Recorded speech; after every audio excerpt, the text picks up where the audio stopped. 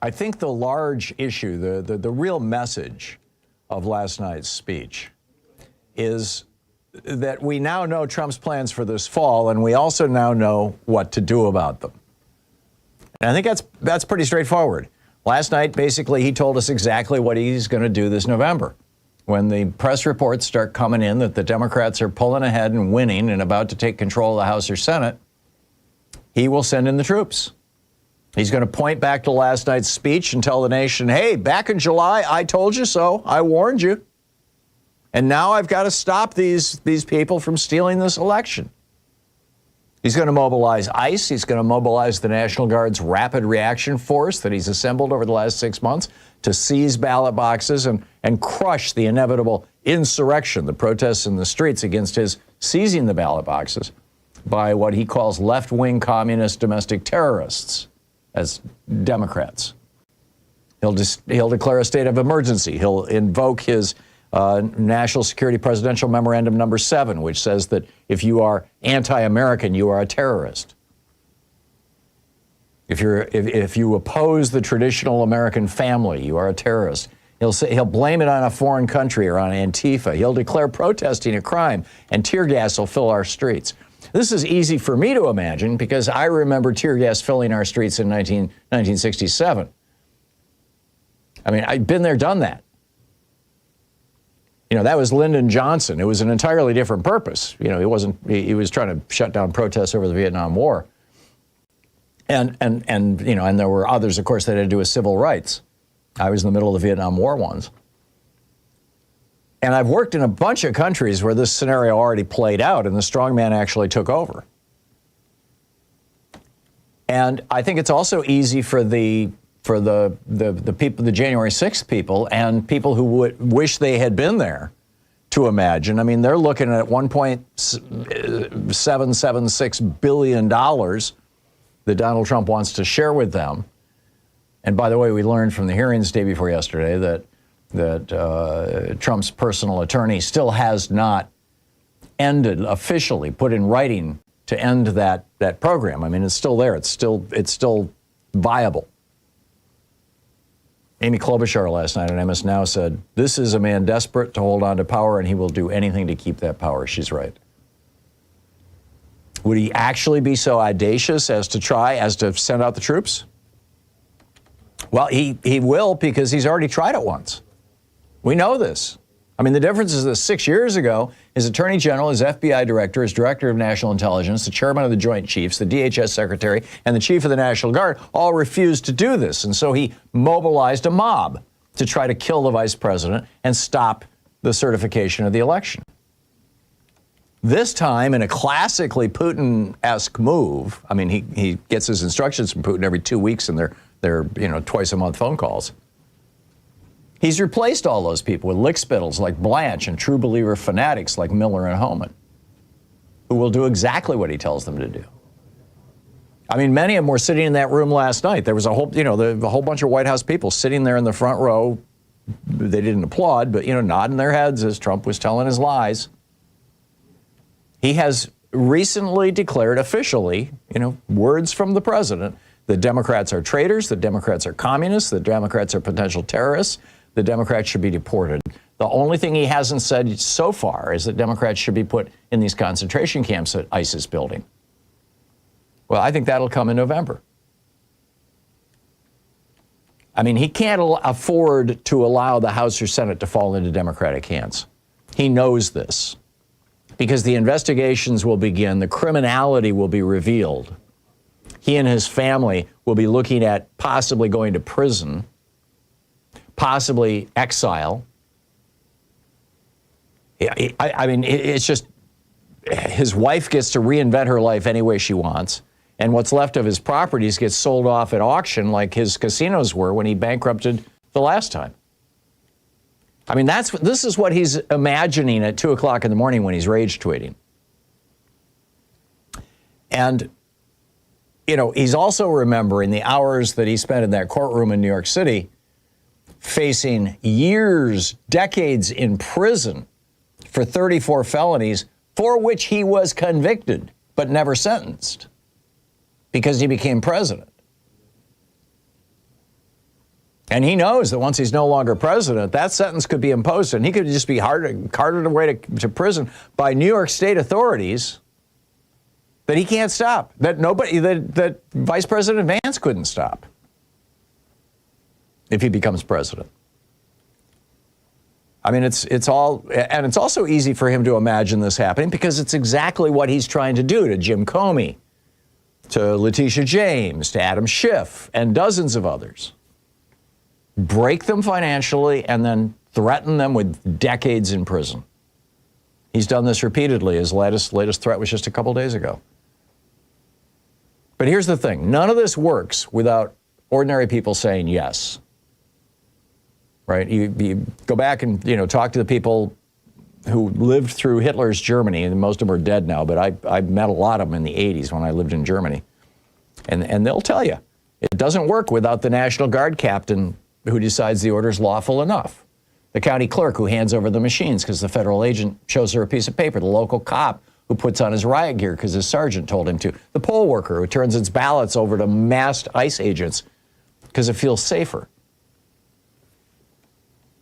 I mean, every one of those people made those decisions in the cold under pressure with somebody with a uniform in front of them.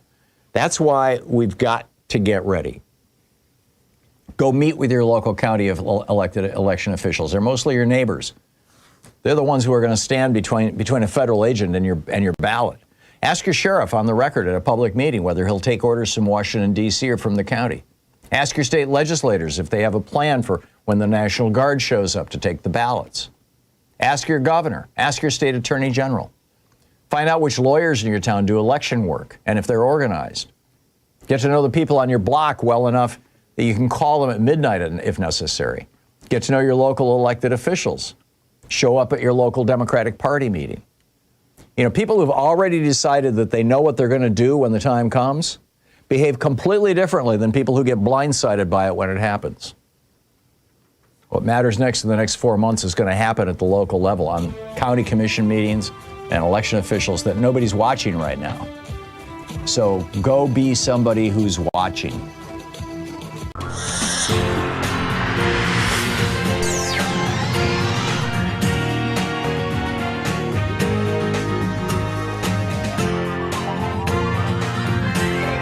We say fight back!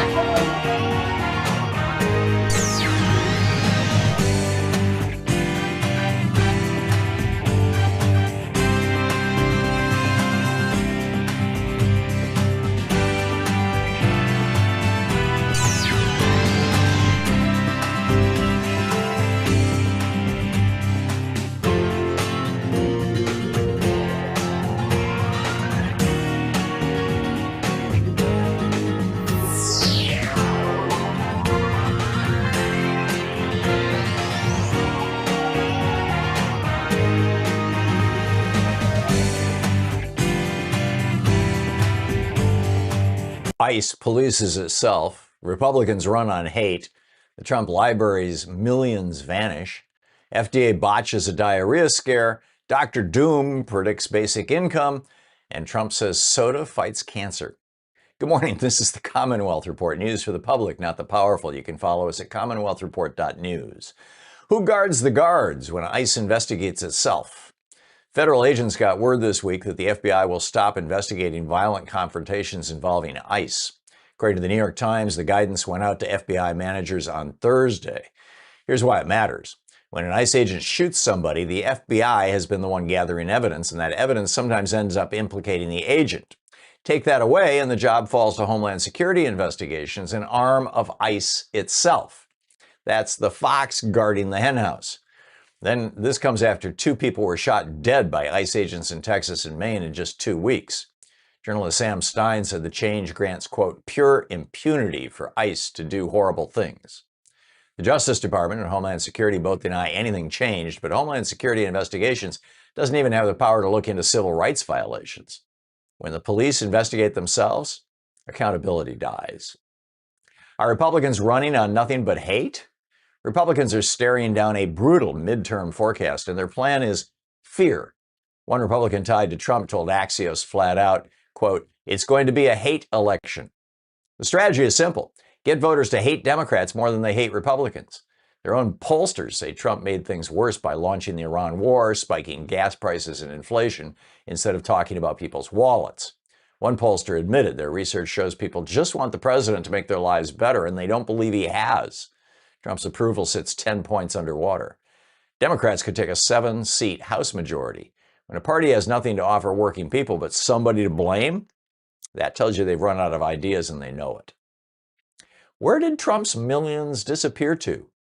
Big tech paid Donald Trump a fortune to make his lawsuits go away, and now nobody can say where that money went. ABC, Meta, Paramount, and X handed over as much as $64 million, funneled toward Trump's future presidential library. This week, Senators Elizabeth Warren and Richard Blumenthal, along with Representative Melanie Stansbury, said as much as $21 million of it is missing or spent with no explanation. The fund that was supposed to hold it got quietly dissolved in Florida. No board members were ever named. Warren said tens of millions of dollars are unaccounted for. These settlements look like shakedowns from the start, and now the shakedown cash has vanished into thin air, and the American people are left holding nothing but questions.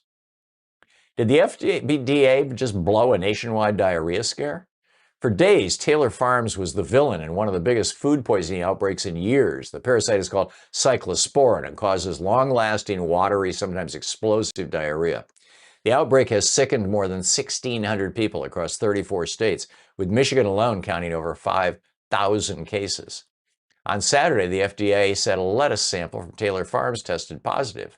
By Sunday night, they took it all back.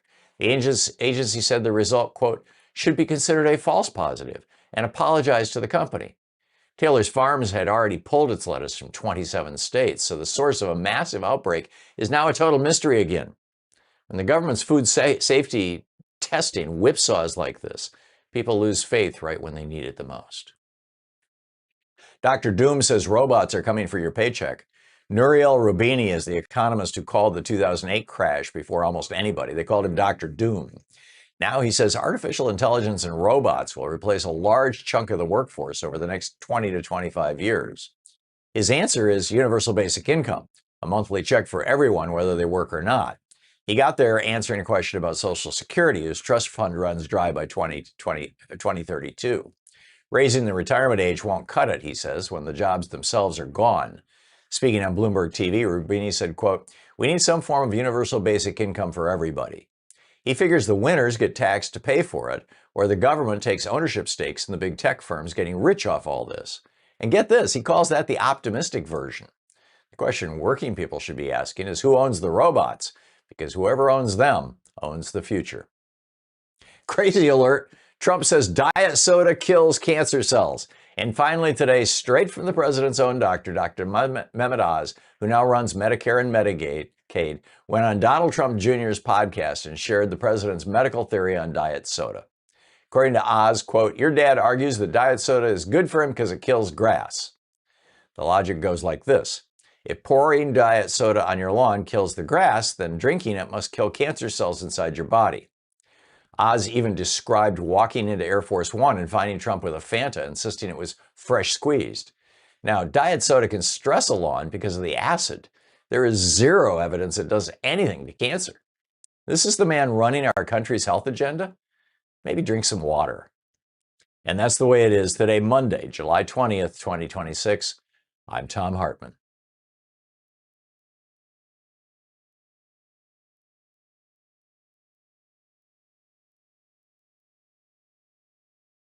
Did you know that every weekday we send out an email before the show giving you all the topics coming up so you can be fully informed and ready to interact with our program? Or that after the show we send out Sue's Stack, a list of every topic I've discussed along with clickable hot links to every source of information I've shared with you on the air? It's all completely free and available over at thom.tv, THOM.tv. Check it out.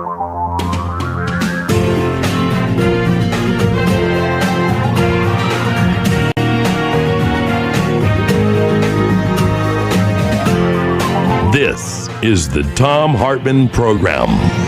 Hey, top of the Monday to you. 3 more American soldiers are dead at the hands of Donald Trump's war of choice, and a 4th is missing. Louise and I saw the Odyssey this weekend. I got to tell you about this because I think Trump has unleashed an ancient curse on this country. We'll get into that in just a moment. Also, who guards the guards when ICE investigates itself? And also in the first hour today, are Republicans running on nothing but hate? Apparently they think so. They think so.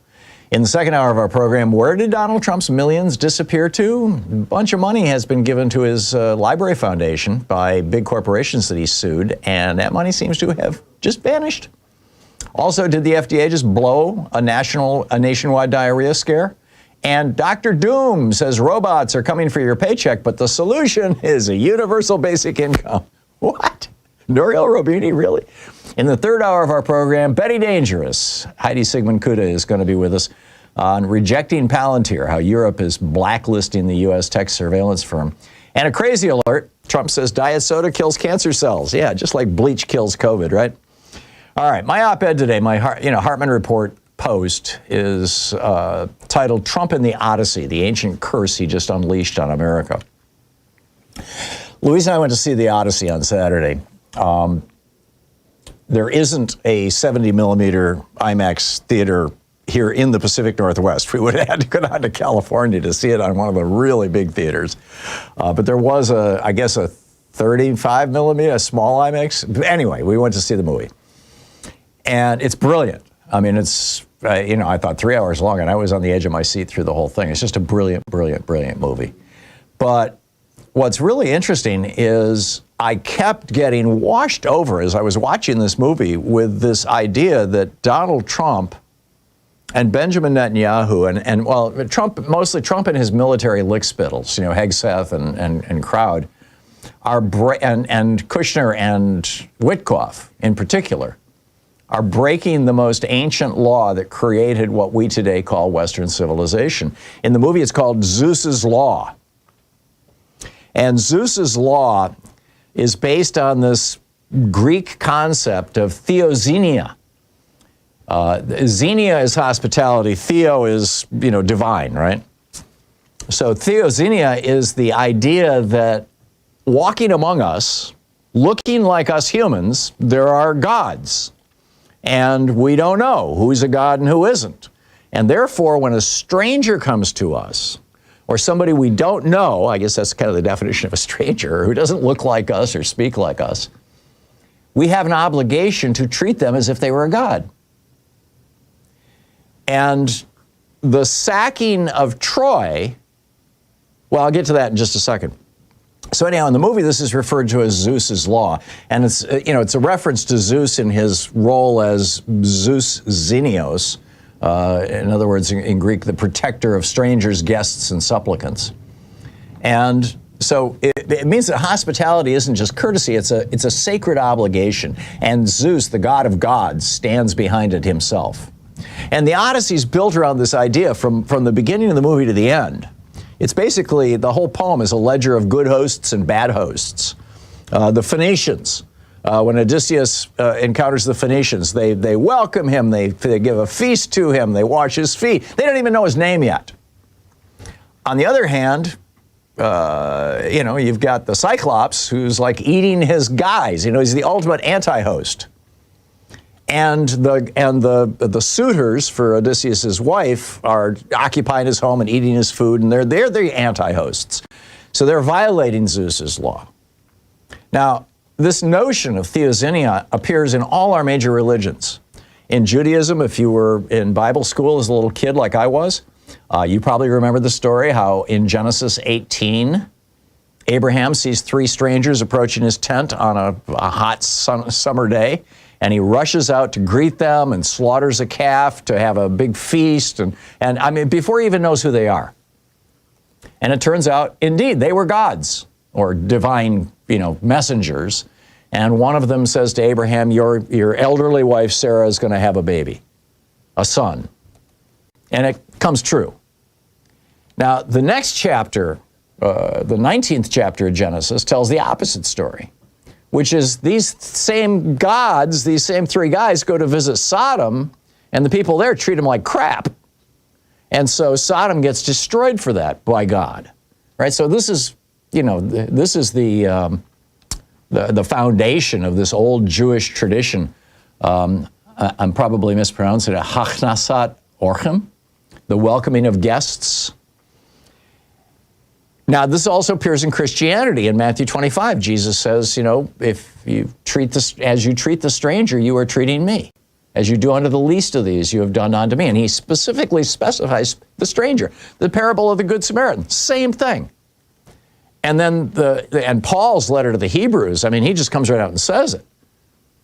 He says, don't neglect hospitality to strangers, quote, for by this some have entertained angels without knowing it, end quote, from, the book of Hebrews. So, but now this is also intrinsic to modern day Persian, that is Iranian, hospitality traditions. The Persian tradition, or counterpart to Zeus, Zeus Xenios, is Mithra, the Zoroastrian Yazara, or divine being, whose entire job is to make sure that everybody behaves with hospitality. The phrase in Farsi, in the Iranian language, is Memam Habibi Kodast. The guest is the beloved of God. So now we get to the story of how this applies to Donald Trump. When Witkoff and Kushner first met on February 28th with the Iranians in Geneva, Switzerland, they gave the Iranians a proposal. Said, take this back to the Ayatollah and to the head of your military and all that, and see what you think. They'd worked out a deal. The Omanis were the negotiators, or the kind of middlemen, and they thought that there was a real deal there. And so the Iranians went back to Tehran, and 40 of them, the senior level, the entire senior level of the administration, the Iranian administration, met at Ayatollah Khamenei's home. And what did? We dropped a bomb on their house and we killed them all. We killed Khomeini, we killed his wife, we killed his kids, the only survivor was his son, whose wife was killed and whose child was killed, and who is apparently so disfigured he's unwilling to show up in public. And he's the guy running the country now. So in Iran, and not just in Iran, all over the Muslim world, this was viewed as a basic violation of Zeus's law. See, in the Odyssey, the crime that is being punished, that for which Odysseus is punished by 10 years of just absolute hell, and 10 years and 7 years, stuck in the wilderness, as it were, with a pretty lady. but the crime that they're being punished for is the Trojan horse. They betrayed Zeus's law. They gave a gift, and the gift carried with it a bomb. It was the guys inside the horse. And that's the whole message of the movie. I'm not spoiling the movie. We've been telling this story for 3,000 years. And we did essentially the same thing. While the meeting took place in Geneva, their offer was brought like the Trojan horse into the home of the Ayatollah. And then as he was examining it, we dropped a bomb on his head. And in the Muslim street there, Pakistan was where it was worse. 9 people died in the protests in Pakistan. In Iraq, all across the Middle East, there were protests to our killing those people. And last week, Ryan Grimm and Jeremy Scahill, over on their Dropsite News Substack newsletter, wrote that Kushner and Witkoff weren't even negotiating in good faith. They said they're just doing it to make money. This is a quote from Scahill and Grimm. Quote, in June, Iran calculated profits from such alleged manipulation had reached $9 billion. And formally requested in writing that Iran should share in the proceeds. In other words, what Witkoff and Kushner are doing, according to the Iranians, is they're building up hope, and then they're dashing hope. Building hope, dashing hope. And each time the oil price goes high, low, and each time they're betting on it in the futures market and making a fortune. So the sacking of Troy was what brought the curse of the gods down on Greece and on Odysseus. And I think the Trojan horse is the perfect emblem of this turn that happened back then. That sacking of Rome was kind of the beginning of the end of democracy and good times in that area. And here now we've got a president who is betraying everybody. right? His betrayals of trust and tradition don't just include Iran, they include Greenland, Cuba, Ukraine, NATO, Venezuela, Canada. He even betrayed every one of his 3 wives. And now he's betraying our Constitution, which makes you wonder how long America, and worldwide democracy itself for that matter, with a lot of the civilized rules and respect for the law that it requires, how long we will similarly pay for Trump and Netanyahu's analogous violations of Zeus's law. This is the Thom Hartmann Program. Just about 17 minutes past the hour. I'll be right back with you.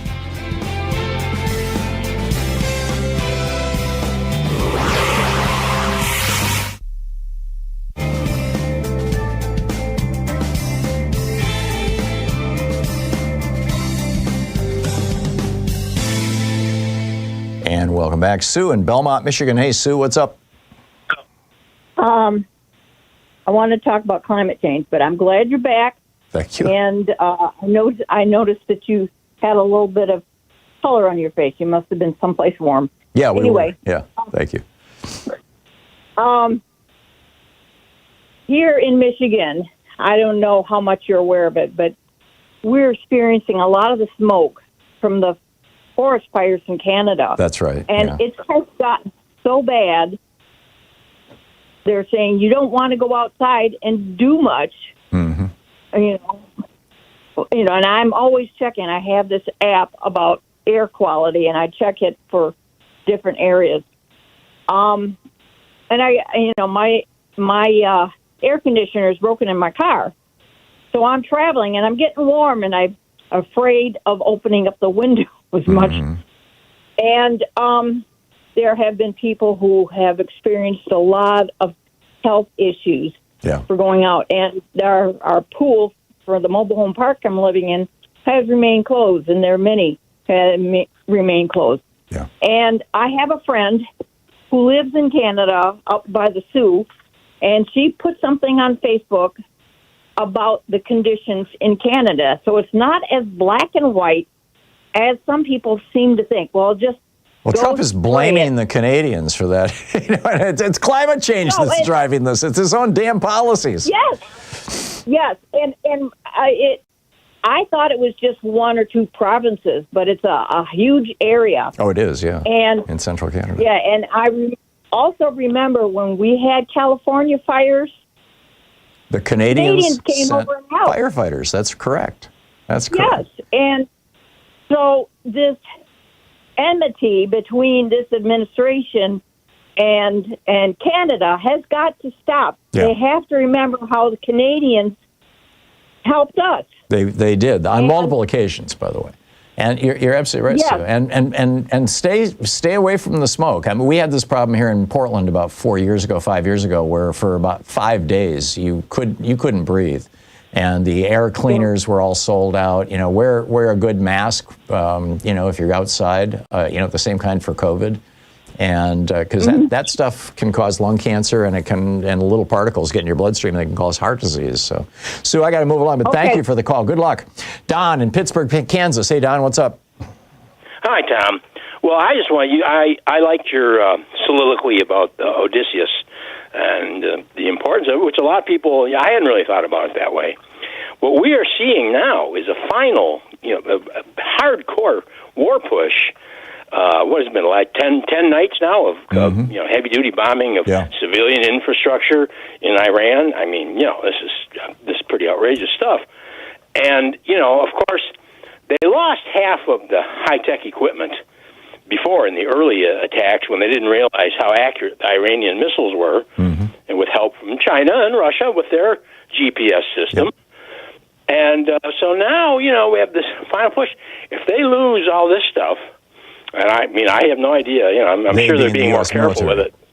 Yeah, the U.S. military. I mean, if they lose all, because, they had that one big, the one El Udeid airport, that Air Force Base, that was a 1 in 4 on the face of the earth type of installation. Yeah, the Iranians have taken out a lot of our defensive capability. Oh, I mean, and it's not being reported, by the way. The White House is covering this stuff up, which is wild.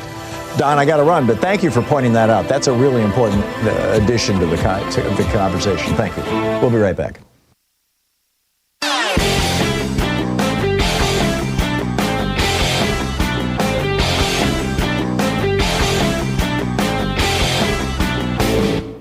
Want news that actually has your back? The Commonwealth Report brings you honest, unfiltered reporting. News for the public, not the powerful. Twice daily updates that matter. Head to commonwealthreport.news and subscribe today. Take back your news.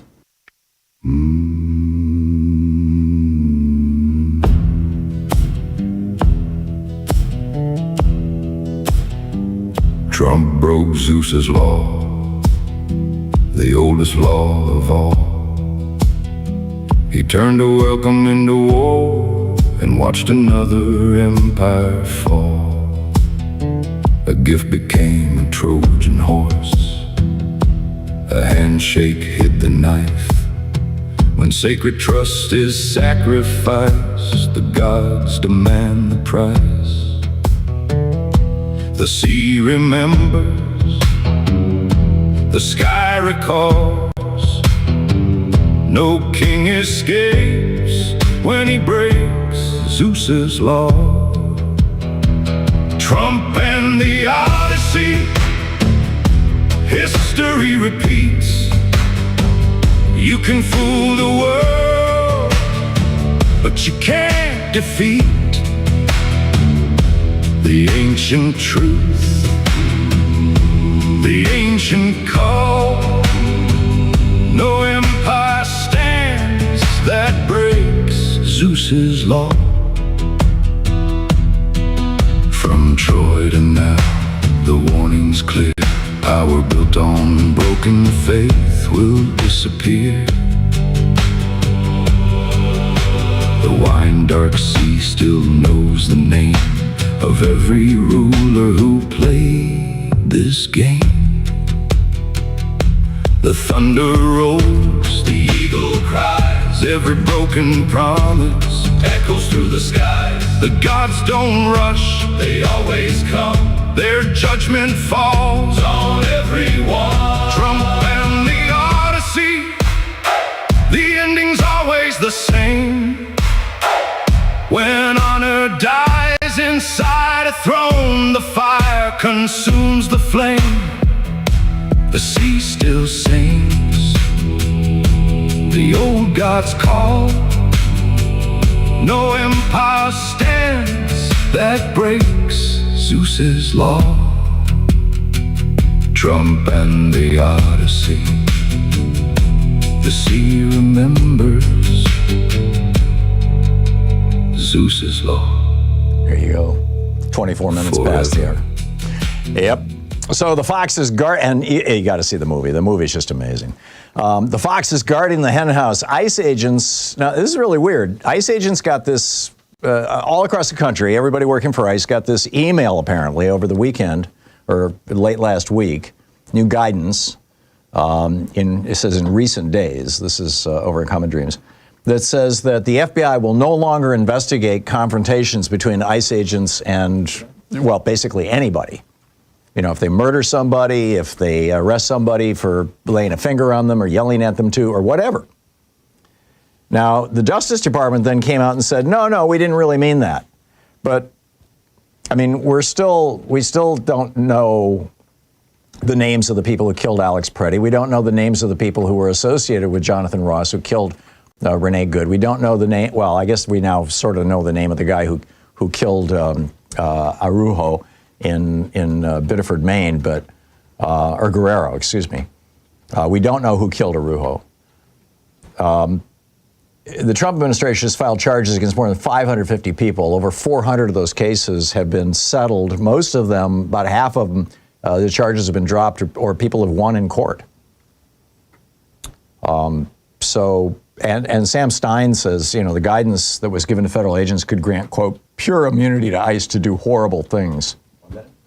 American Immigration Council senior fellow Aaron Richland-Manick said, the fox is guarding the hen house. And I think that's a reasonable way to describe it. This agency with these guys who wear masks, and we're not allowed to know who they are, and when they kill people, they ruin the crime scene, as Rachel Maddow pointed out in the opening of her program a week ago. It's really mind-boggling to think that we have a Schutzstaffel. We've got an SS on our streets, and they are building massive. They've already got 70,000 people imprisoned, most of them without a judge ever ruling anything, which is a complete violation of the Fourth and Fifth Amendments. And we're putting up with it. I mean, and now the FBI is saying, no, we're not even going to look into it. We'll let ICE investigations investigate ICE. So they get to investigate themselves? Really? Amazing. Well, the Republicans have a strategy for this fall. I'll share that with you briefly on the other side of the break and pick up your calls. So stick around. It's 27 minutes past the hour. It's the Thom Hartmann Program, a place where despair is not an option.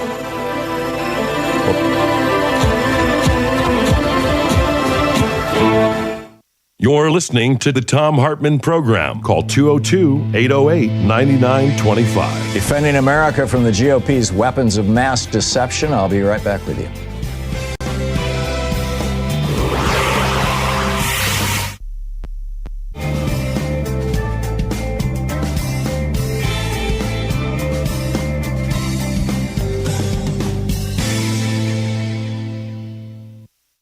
ICE polices itself. Republicans run on hate. The Trump library's millions vanish.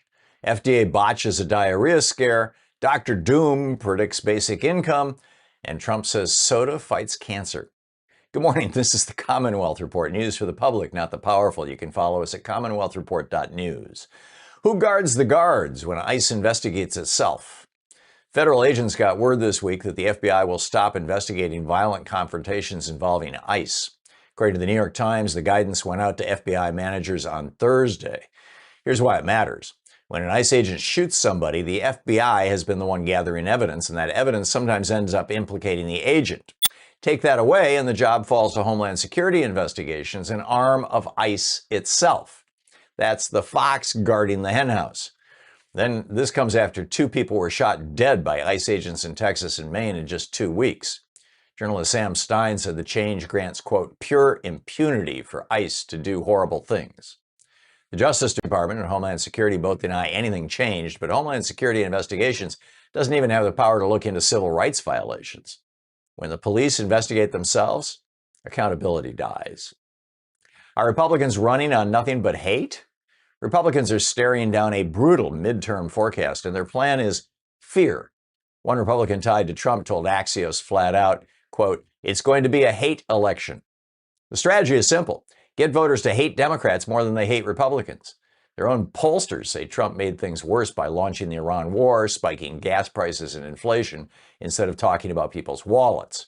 One pollster admitted their research shows people just want the president to make their lives better, and they don't believe he has. Trump's approval sits 10 points underwater. Democrats could take a 7-seat House majority.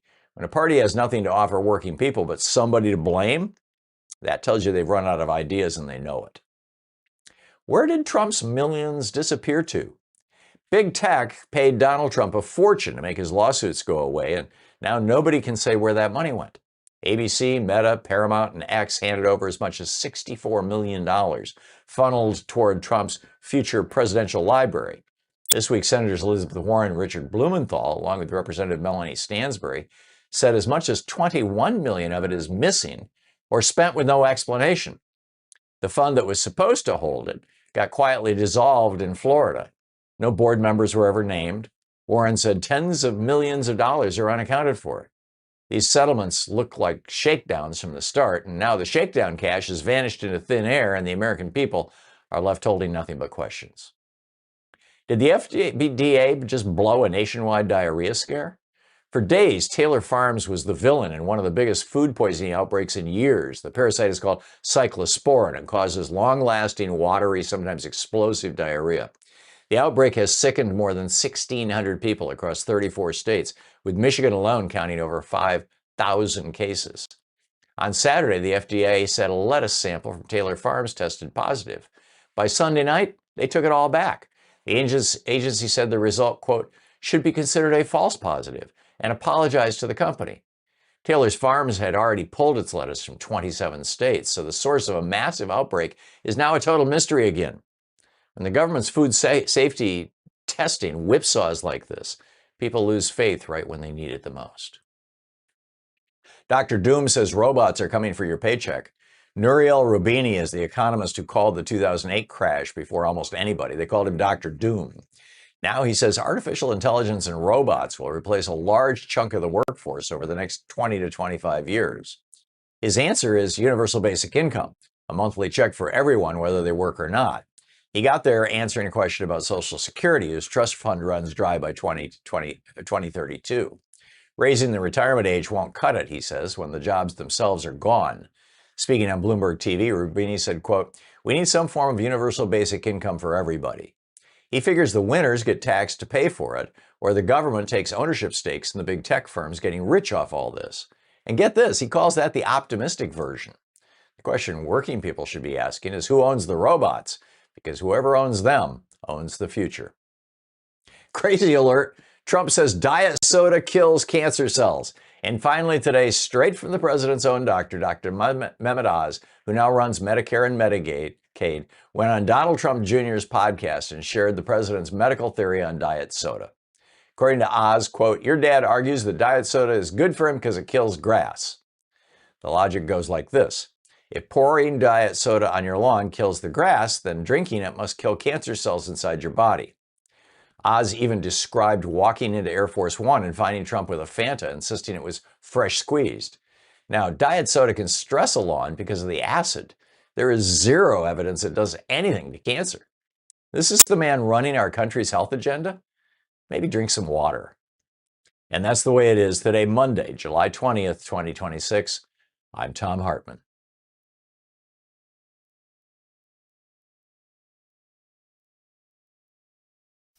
Did you know that every weekday we send out an email before the show giving you all the topics coming up so you can be fully informed and ready to interact with our program? Or that after the show we send out Sue's Stack, a list of every topic I've discussed along with clickable hot links to every source of information I've shared with you on the air? It's all completely free and available over at thom.tv, THOM.tv. Check it out.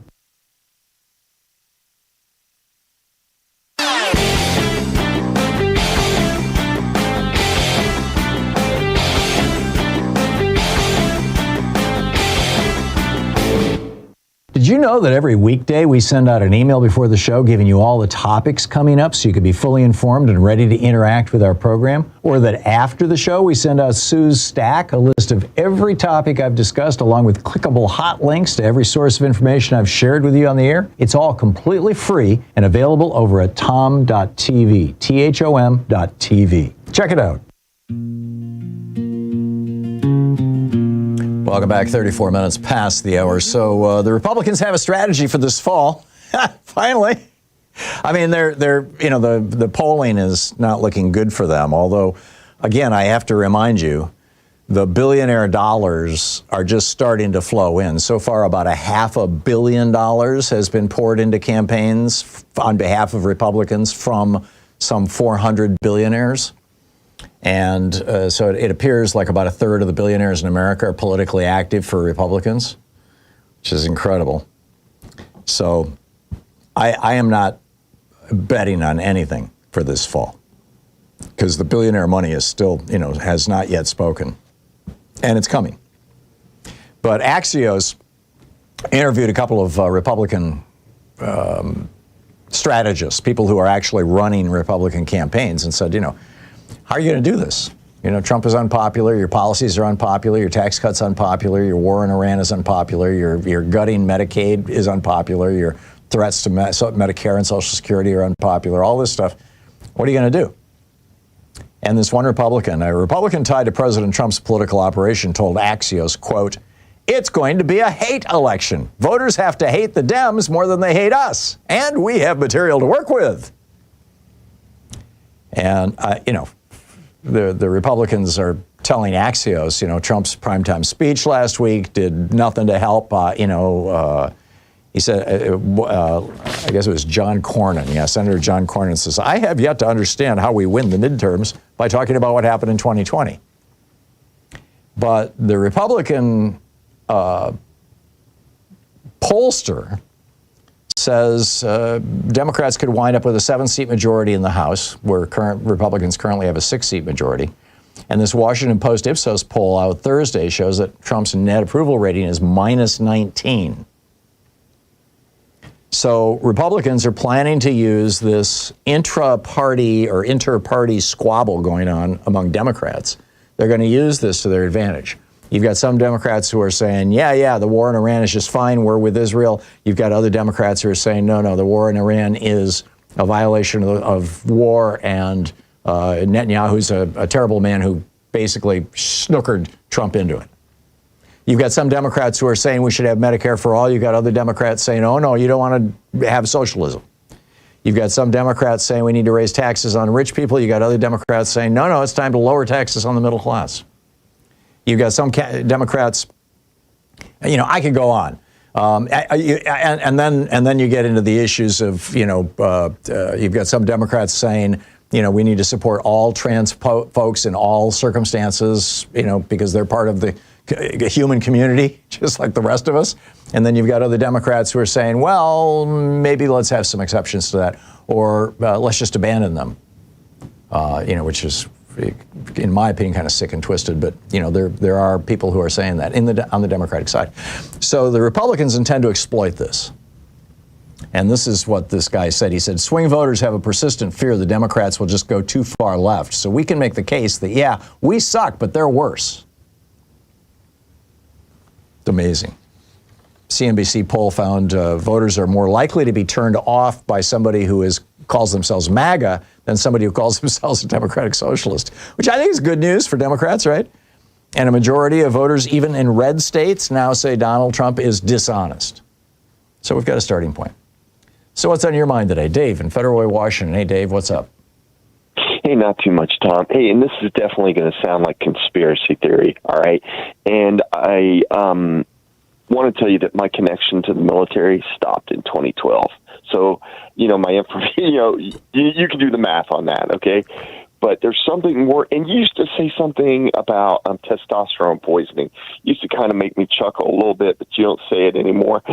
And it got me thinking about this thing with Hegseth and this, this thing he's doing where he's testing all soldiers at the age of 30 for testosterone deficiency, and then I guess offering testosterone replacement theory.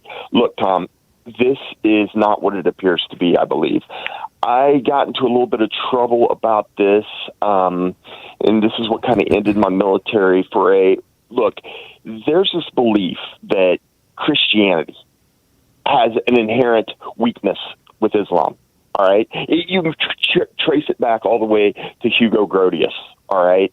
And it has to do with the Christian sense of value on life.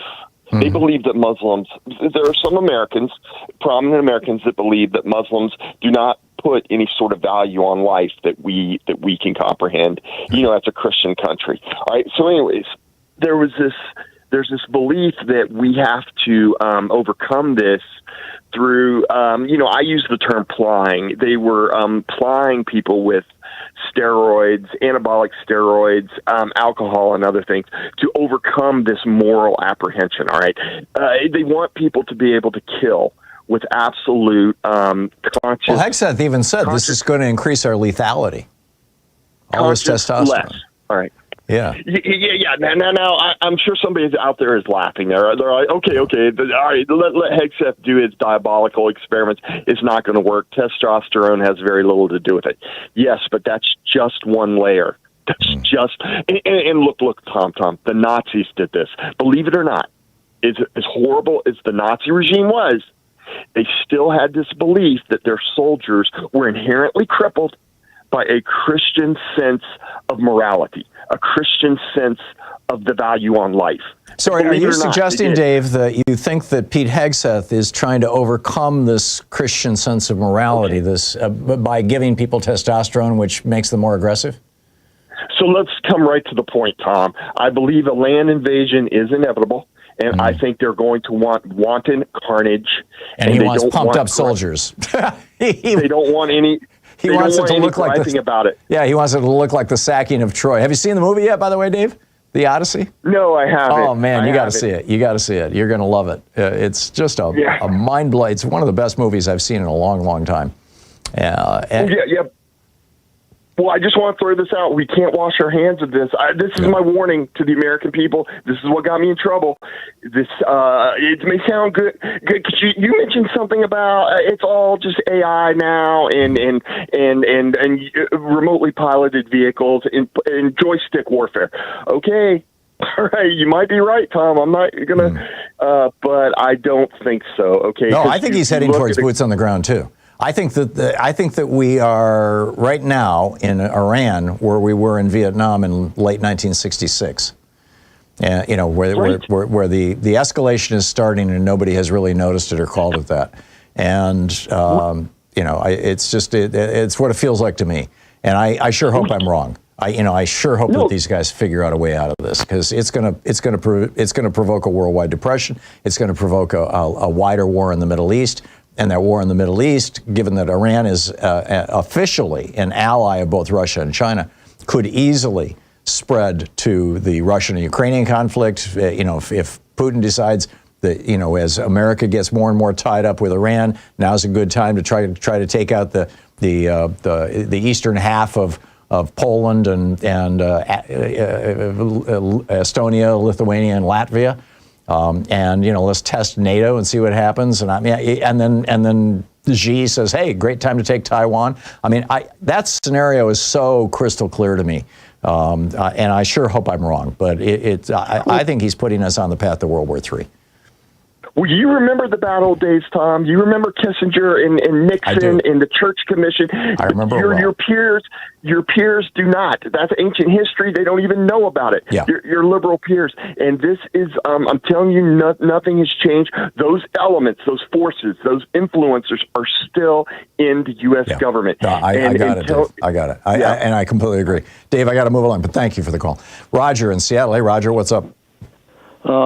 My friend in Federal Way might have some good information about what's going on, but the Native Americans point to the doctrine of discovery by Pope Nicholas V in 1452 to discriminate against Muslims and every other third world country.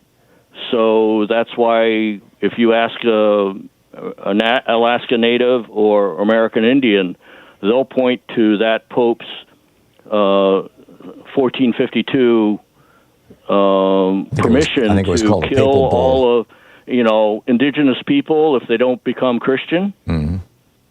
So that it follows then that Hegseth and all of the other Southern Baptists and other right-wing Christians, that even Catholics that don't read their history books very well or listen to Native Americans will say, "Oh yeah, when Trump in the first administration had, anti-Muslim stuff, and then he learned that, maybe I can get some Saudi money, maybe I ought to tone down the Muslim stuff." Mm-hmm. Then all of a sudden you don't hear Muslim stuff anymore out of his mouth. Yeah, now it's just Iranians.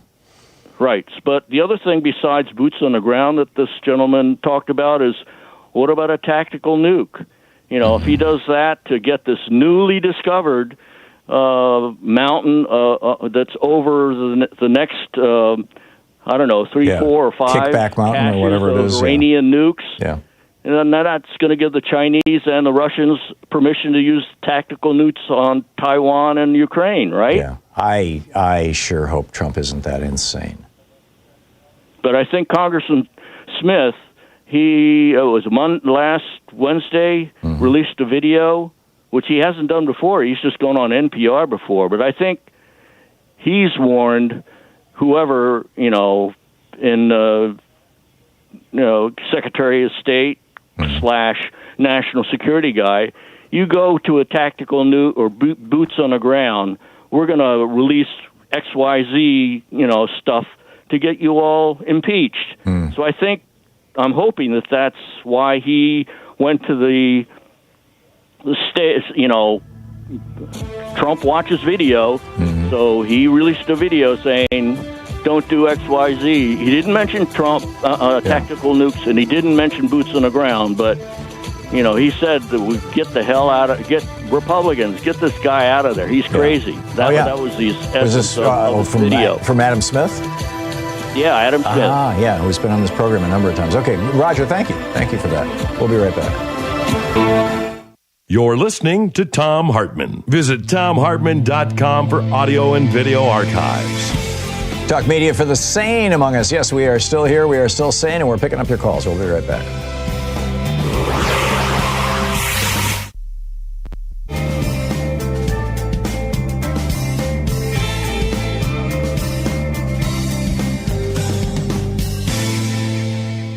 And welcome back. And by the way, it's still anything goes summer if there's anything you want to talk about beyond the topics that I'm discussing right now.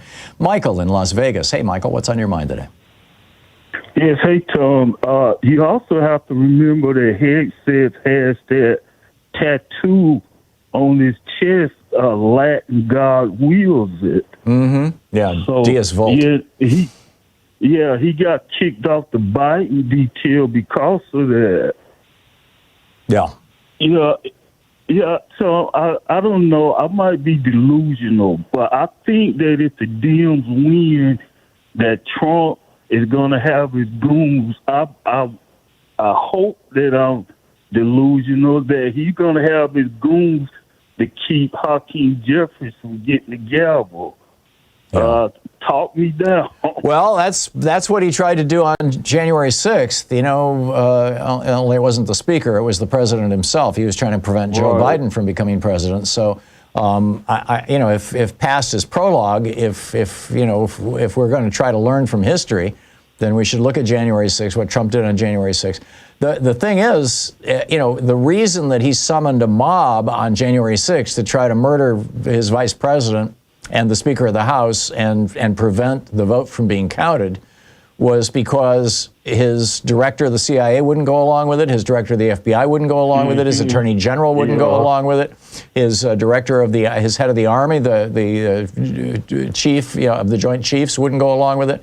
None of those people would go along with it. Now he's got a bunch of lickspittles who will do whatever he tells them to. So, he may not need the mob, or he may need the mob to stop, the millions of people who will step into the streets and say, we protest, if he decides that he's going to, blow up the elections this November, which I think he's fully planning on doing. And in fact, I think we're in the middle of it right now. Yeah, no, I'm with you, Michael. I'm very concerned. Michael, thank you for the call. John in Seattle. Hey, John, what's up? Hey, good morning. Thanks so much for taking my call. I'm a big fan. Thank you. Despair is not an option. I love that phrase. It is so important because that is the objective. Hello? Oh, yeah. That is the objective of the administration. Flood the zone, overwhelm us. So many fronts that are just so horrific that it's easy to find despair. The topic of my point, I'll get to in a quick sec. I wanted to give a little lighthearted relief from all that, maybe make some people smile. I don't know if you've heard about Jimothy. He's this raccoon that's been found in Seattle, has a spinal condition, makes him this adorable thing. Look up videos for your listeners. Okay. Hilarious. I mean, he's a great little thing. I just happened to run across him. I couldn't believe it while I was waiting for you. But here's my big topic. Horrifying how the administration is succeeding in controlling news from getting to people. There is this misconception in the administration that bombing the heck out of Iran is going to stop the nuclear weapon. Well, that's traditionally not how nuclear technology is passed on or developed. It's stolen. It's Good stolen. point. Yeah, good point. The North Koreans got their intercontinental ballistic missile technology mostly from Russia, and it was stolen. The engine they used to actually reach the United States was stolen. the technology that Russians got to develop the internet or the thermonuclear weapon was stolen from the Manhattan Project. Right. So what we're providing Iran with is motivation to steal it and real motivation to use it. Yeah, I cannot disagree with that, John. A very important point. Thank you. Well said. Wow. 10 minutes before the hour. We'll be right back.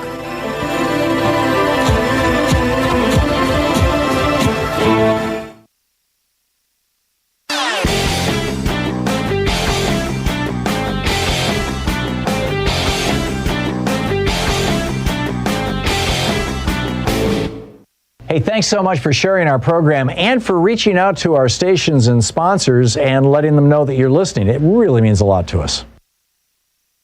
You know, corporate raiders, when they acquire a company, basically strip it down. They take everything of value out of it, put it in their own pockets, leave just a husk of a company.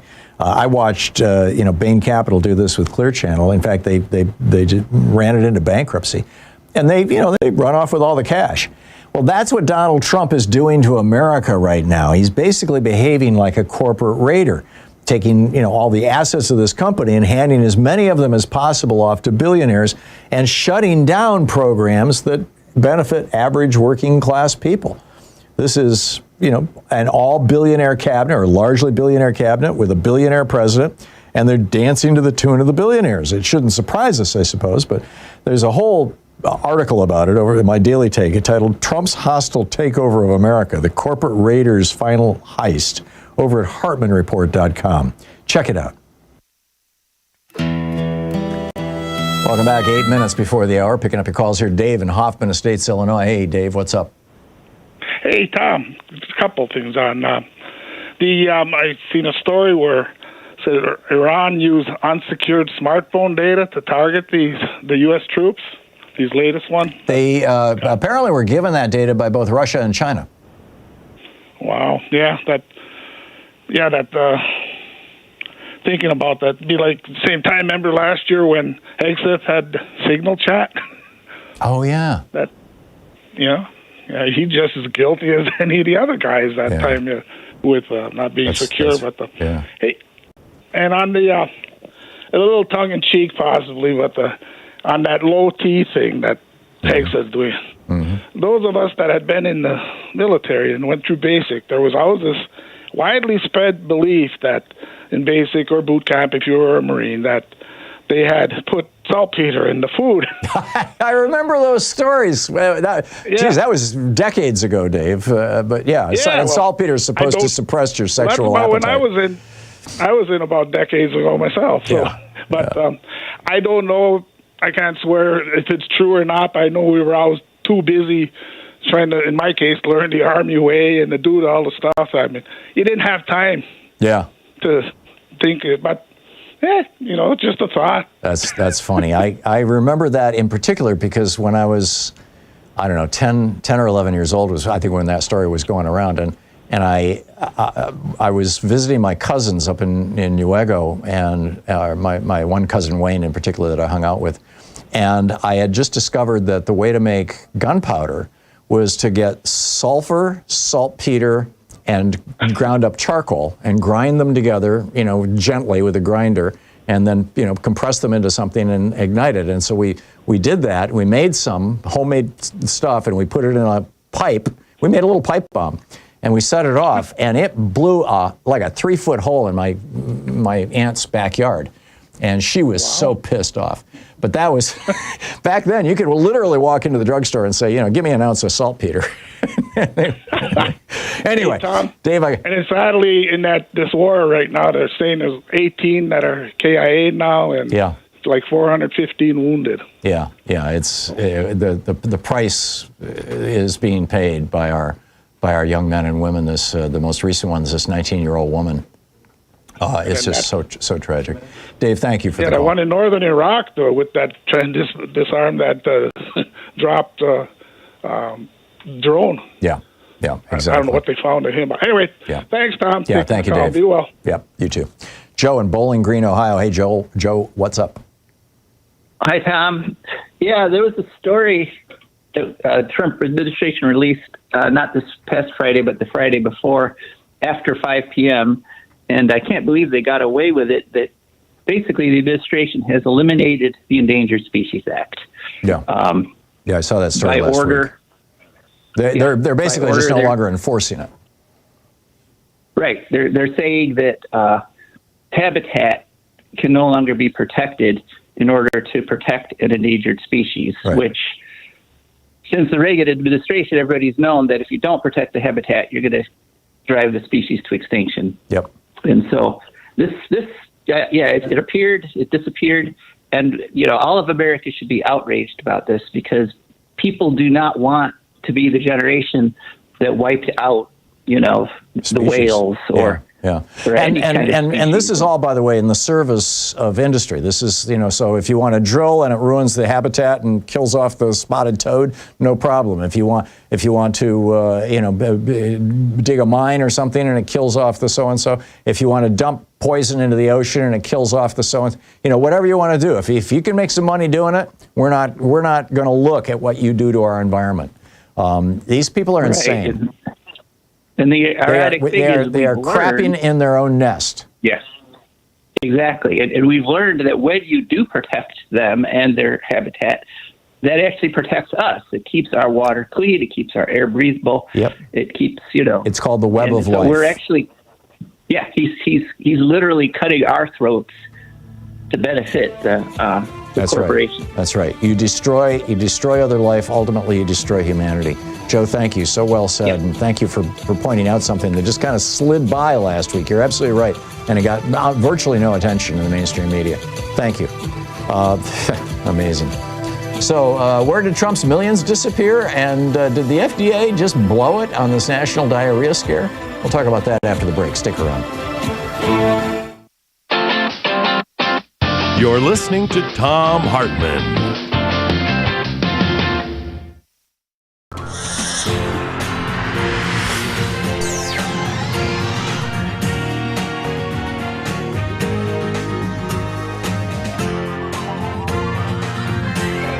We say fight back!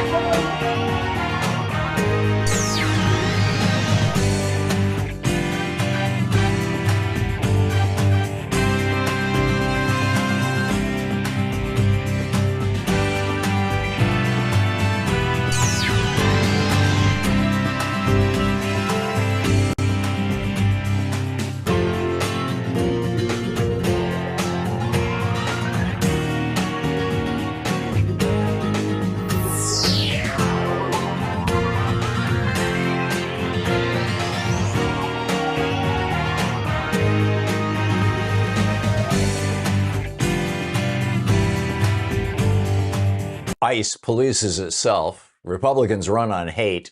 The Trump library's millions vanish. FDA botches a diarrhea scare. Dr. Doom predicts basic income. And Trump says soda fights cancer. Good morning. This is the Commonwealth Report. News for the public, not the powerful. You can follow us at commonwealthreport.news. Who guards the guards when ICE investigates itself? Federal agents got word this week that the FBI will stop investigating violent confrontations involving ICE. According to the New York Times, the guidance went out to FBI managers on Thursday. Here's why it matters. When an ICE agent shoots somebody, the FBI has been the one gathering evidence, and that evidence sometimes ends up implicating the agent. Take that away, and the job falls to Homeland Security investigations, an arm of ICE itself. That's the fox guarding the henhouse. Then this comes after 2 people were shot dead by ICE agents in Texas and Maine in just 2 weeks. Journalist Sam Stein said the change grants, quote, pure impunity for ICE to do horrible things. The Justice Department and Homeland Security both deny anything changed, but Homeland Security investigations doesn't even have the power to look into civil rights violations. When the police investigate themselves, accountability dies. Are Republicans running on nothing but hate? Republicans are staring down a brutal midterm forecast, and their plan is fear. One Republican tied to Trump told Axios flat out, quote, it's going to be a hate election. The strategy is simple. Get voters to hate Democrats more than they hate Republicans. Their own pollsters say Trump made things worse by launching the Iran war, spiking gas prices and inflation, instead of talking about people's wallets. One pollster admitted their research shows people just want the president to make their lives better, and they don't believe he has. Trump's approval sits 10 points underwater. Democrats could take a 7-seat House majority. When a party has nothing to offer working people but somebody to blame, that tells you they've run out of ideas and they know it. Where did Trump's millions disappear to? Big tech paid Donald Trump a fortune to make his lawsuits go away, and now nobody can say where that money went. ABC, Meta, Paramount, and X handed over as much as $64 million, funneled toward Trump's future presidential library.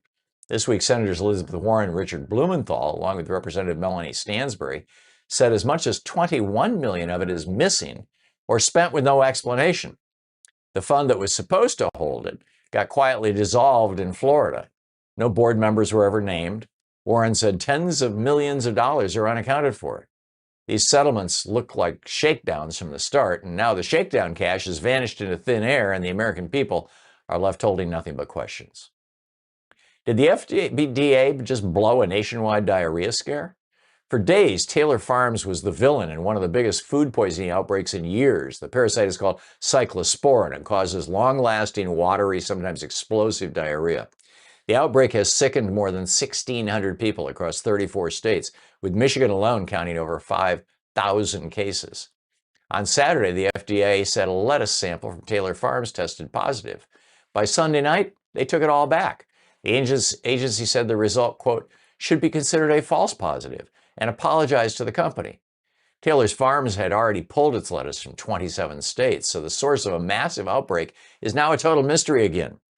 When the government's food safety testing whipsaws like this, people lose faith right when they need it the most. Dr. Doom says robots are coming for your paycheck. Nouriel Roubini is the economist who called the 2008 crash before almost anybody. They called him Dr. Doom.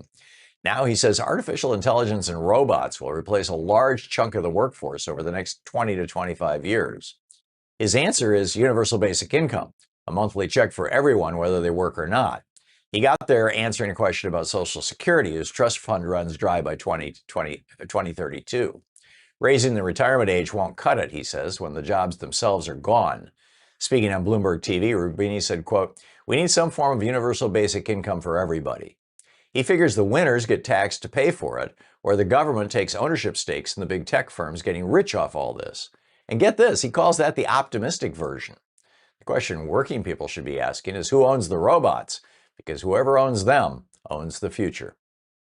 Crazy alert. Trump says diet soda kills cancer cells. And finally today, straight from the president's own doctor, Dr. Mehmet Oz, who now runs Medicare and Medicaid, went on Donald Trump Jr.'s podcast and shared the president's medical theory on diet soda. According to Oz, quote, your dad argues that diet soda is good for him because it kills grass. The logic goes like this. If pouring diet soda on your lawn kills the grass, then drinking it must kill cancer cells inside your body. Oz even described walking into Air Force One and finding Trump with a Fanta, insisting it was fresh squeezed. Now, diet soda can stress a lawn because of the acid. There is zero evidence it does anything to cancer. This is the man running our country's health agenda? Maybe drink some water. And that's the way it is today, Monday, July 20th, 2026. I'm Thom Hartmann.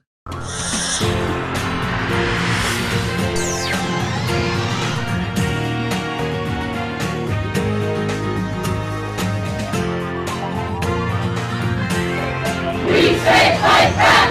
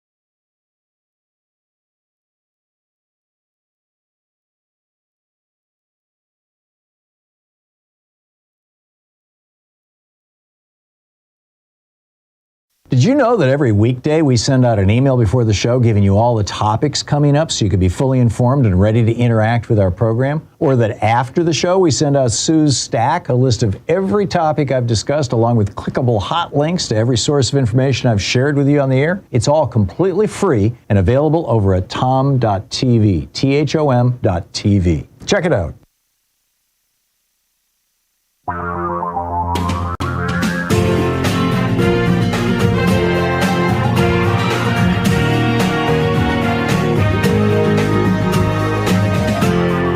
This is the Thom Hartmann Program.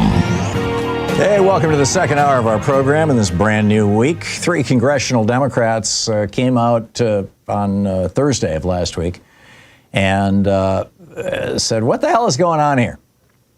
Donald Trump created a foundation. It was a Florida corporation called the Trump Foundation Library or Library Foundation or some words to that effect. And, you know, he sued like a whole bunch of people, right? A whole bunch of news organizations, ABC, NBC, blah, blah, blah, blah, blah. And in fact, the first was ABC in December 2024. He sued X. They all paid up, right? 20 million here, 10 million here, 5 million there. And so and that money went into the Donald J. Trump Presidential Library Fund, Inc. That foundation was dissolved by Florida's Department of State last year when they failed to file their mandatory annual report. And so in May of last year, they created a brand new one called the Donald J. Trump Presidential Library Foundation, Inc., which instead of Library Fund, it's Library Foundation, and was incorporated with basically the identical mission and Eric Trump as one of the officers, if my reading of this is accurate. And so there's 2 things going on. One is that the foundation or the fund or whatever it is has filed its annual report showing how much money it has, and Donald Trump filed his thing showing how much money he had and had passed through him to the foundation via these lawsuits, and the numbers don't match. There's $21.5 million that's missing from the money that was paid by ABC, Meta, Paramount, and X. And nobody knows where this money went. And then on top of that, the foundation is showing like millions of dollars in expenses for which there is no itemization. It lists, $490,000 in legal fees, $130,000 for, conferences, $15,000 for travel, and then $6.18 million other, and $5.795 million other. And so the Democrats are going, hey, wait a minute. First off, you've got $12 million that is like you're calling other, and you just pass that out to somebody. Who got that money? Did that money just go into Trump's personal checking account? Did you give it to Eric? Did you turn it into Bitcoin? What'd you do with it? This is a nonprofit foundation. It's supposed to be transparent, number one. And number two, somewhere between the dissolving of the old foundation and the creation of the new one, $21.5 million went missing. And nobody knows where that went. Now, Elizabeth Warren and Richard Blumenthal, 2 Democratic senators, and Melanie Stansbury, a Democratic member of the House of Representatives from New Mexico, got together and sent a letter to the treasurer of the Donald J. Trump Presidential Library Foundation and said, what the hell? Explain this to us. And said treasurer has not responded. And frankly, I'll be surprised if said treasurer does respond, because Donald Trump is a professional grifter. He's a con man. He's been grifting his whole entire life. He's been sued literally thousands of times by people that he failed to pay, that he refused to pay, that, who were the victims of his cons. He was fined $25 million for running a phony school, a phony college con. He had to shut down his nonprofit foundation because it was stealing money from a children's cancer charity and giving it to Donald and Eric apparently, or buying paintings of Donald with I mean, it was just bizarre. In fact, all three of his children were ordered by the court. I don't know if they ever did it, but they were ordered by the court to go through training on how not to steal from nonprofit foundations. Seriously. And this was, before the last election. I mean, and we still elected this guy. It's wild. It's just absolutely wild. I mean, this, welcome to America circa 2026. Bette Dangerous, Heidi Cuda is going to be with us in the next hour. And, I think she has some thoughts on this issue too. Actually, she's going to be talking about Palantir. But I don't know if there is a threshold for Republicans. I really don't. I mean, I just saw on the Chiron on MSNBC here just a few minutes ago that the latest polling shows the generic poll, right, for members of the House of Representatives, 45% for Democrats, 43% for Republicans, or something like that, something close to that. I mean, it's like a 3 or 5 point spread right now. Democrats are ahead, but only by a little bit. And I'm like, so those people who are polling like 43% or, something like that for their Democratic member or their Republican member, or excuse me, it's like, have they not been paying attention? Well, obviously not. I mean, they're watching sports and listening to music and getting their news from Fox and, all these other right-wing sources, or they live in, there's basically not a rural area in America where you won't find right-wing talk radio. I mean, this is the thing. This was the big thing in the 80s and 90s, particularly with the advent of Rush Limbaugh, that fulfilled the Republican strategy of trying to flip low population, low-cost media markets like Montana and Wyoming and, et cetera, from purple or even blue. Many of these states had consistently voted Democratic for decades, for a century, to flip them red. And it's worked very well. So, yeah, apparently these people just, but is there no threshold beyond which, or is there no point at which Republicans will look around and go, this is just plain old corruption. This guy is stealing from us, from America, from all of us. This is just good old-fashioned corruption. There's no other way to describe it. It's amazing. Meanwhile, this administration does not know how to run a government. I mean, you recall, Doge came in and wiped out a good chunk of the FDA, and then Bob Kennedy came in and wiped out a larger part of the FDA and the CDC. And one of the 8 pathogens, foodborne pathogens, that we used to have a detection system in place for, with mandatory reporting all across the country, so that we could catch these things before they turned into, kind of the equivalent, the disease equivalent of an epidemic. We took it from 8 that we were looking for down to 2. And cyclospora, this parasite that reproduces through a little egg, it's called an ova. And the egg takes up to 2 weeks to hatch in your gut, so you don't even know that you've eaten this stuff, and then it hatches and all hell breaks loose, right? And the parasite starts, wiggling around and your stomach goes nuts. That they've stopped monitoring this, and so last week the big story was, hey, we figured it out. It's Taylor Farms, this one of the largest suppliers of fresh fruit and vegetables in the world. Certainly in the United States, a $7 billion corporation that produces food in 34 states and 2 countries, if my recollection is correct. Which in and of itself is a whole other story about the power of monopoly and Ronald Reagan, telling the Federal Trade Commission and the Department of Justice and the Securities and Exchange Commission to stop enforcing the antitrust laws, leading to this massive consolidation across every single industry, and thus producing these new bumper crop of billionaires as well. But, setting that aside for a moment, they said, oh, it's Taylor Farms. And Taylor Farms was like, oh, okay, we'll pull all the lettuce. And they were supplying lettuce to Taco Bell, you'll recall. Well, now the FDA is saying, oops, we didn't mean it. It was a false positive. There is no cyclospora in any of the samples that we have found from Taylor Farms. Now, this is after Taco Bell has dumped all this stuff, probably lost $1 billion in sales. I mean, who's going to go to Taco Bell right now, right? They've got a lawsuit, I think. And Taylor Farms has a lawsuit. And the disease is continuing to spread.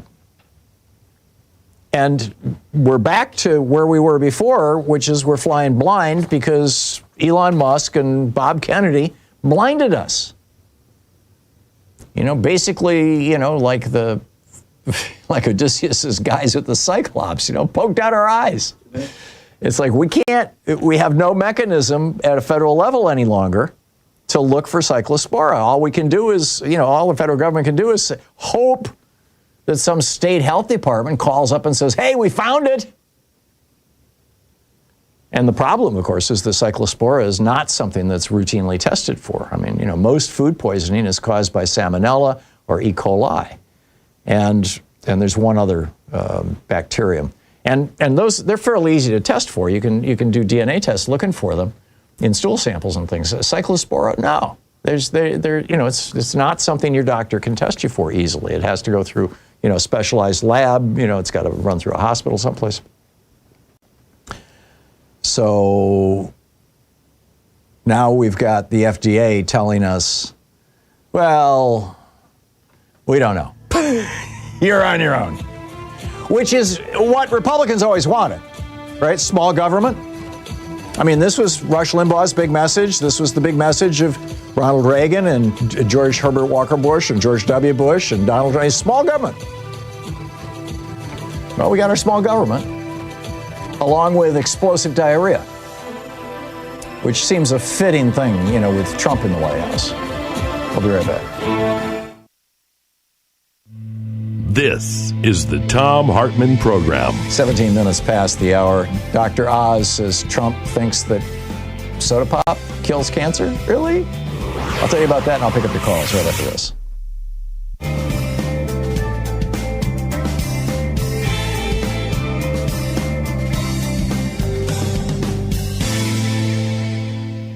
And welcome back, Alfredo in Mountain View, California. Hey, Alfredo, what's up? Hey, Tom, how are you? I am well. How are you? I'm glad to hear that. Thank you for asking, Tom. So I have a question regarding the mass amounts of money that are raised every election to run for office. Right. What if Congress, if the Democrats win Congress and the Senate, what if Congress issues a mandate requesting that all the major media outlets give free airtime to each candidate running for office, mm-hmm. and they are required to only state truthful statements during this period, and that way we eliminate the gargantuous amounts of money that the candidates are raising every time just to run ads on the media. What are your thoughts on that? Well, first of all, if it was universal, if it applied to all candidates, in every region, you could find radio and TV stations, I guess TV stations would bear the brunt of it, facing some real economic problems. They are required to give candidates, and now apparently political parties for this last Supreme Court ruling, ad time at basically wholesale, at something close to cost, whereas when they sell it to a super PAC, they sell it at retail. They sell it at the same price they'd sell it to, somebody advertising floor mats or something. So there's that. Secondly, we sort of did that. I mean, we used to have presidential debates. Yeah, the Kennedy-Nixon presidential debate, the Johnson, all of those presidential debates were run by this nonpartisan commission that was created by Congress that, and the League of Women Voters participated in this. And I don't know if it was policy or a rule that the FCC had or law. I frankly don't recall. But they were all, they preempted, there was no advertising on those things. It wasn't like the modern ones, where it's on CNN and you have to take a break for an ad every 10 minutes. And that ended with George Herbert Walker Bush. He refused to participate in a debate that was moderated by the League of Women Voters. And so they ended up, the Democratic and Republican parties got together and they created this new entity that the Commission on Presidential Debates or something like that, which has been running presidential debates or ran presidential debates for quite some time. I don't know if they still are, or if that's just completely dead. But there was a time. I don't know if I asked my question correctly. I think what I'm asking is if Congress mandates that candidates will get free airtime every time they're running for office. That way they don't have to raise any more money. That's right. And Congress would have to pay the radio or TV stations. And I would not be opposed to that. This is just a form of public financing of elections, basically. Yeah. But the first thing you've got to do is knock down these Supreme Court decisions that say that any entity, even a foreign government, can come in and pour billions of dollars, hundreds of millions of dollars into our elections. And they're doing it. And this will be part of a public service. The media is owned by the public. Yeah. In theory, the airwaves are. Yeah, I get it. Yeah. Wouldn't apply to cable, but that's an area that needs some new regulation too. Alfredo, thank you. Keep thinking. I love the way you're thinking. Thank you. 21 minutes past the hour. I'll be right back.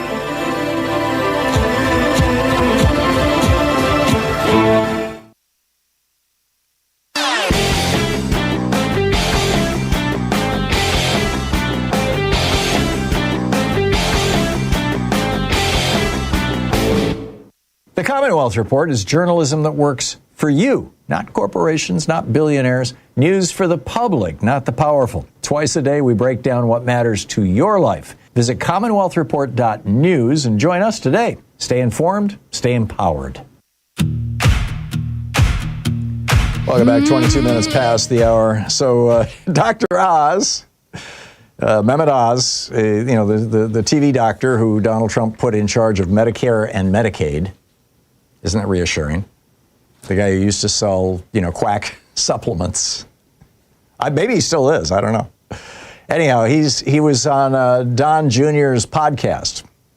Now, is Don Jr. Uday or Kusei? I think he's Uday. Uday was the older one, right? And Kusei was the... Anyway, he was on Uday's podcast.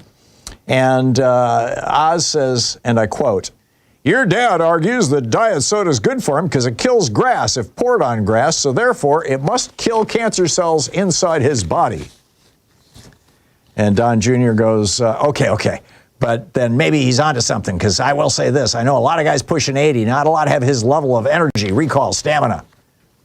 And then Oz goes on, he says, well, he doesn't want to get sick, so he eats junk food, but it's food made in large, reputable chains because they have quality control. So what? Well, this is back in 2017, David Bossie and Corey Lewandowski, who worked for Trump. They wrote a book called Let Trump Be Trump. And they said on Trump's private plane, this is a quote, there were 4 major food groups: McDonald's, Kentucky Fried Chicken, pizza, and Diet Coke. And so we have a president who thinks that drinking carbonated beverages, because they kill grass, that's because of the carbonic acid, I'm assuming, in them, or maybe because of the sugar content, or something else. Because they kill grass, they will kill cancer. He's a very stable genius. Gail in Tahoyah, Washington. Hey, Gail, what's on your mind today?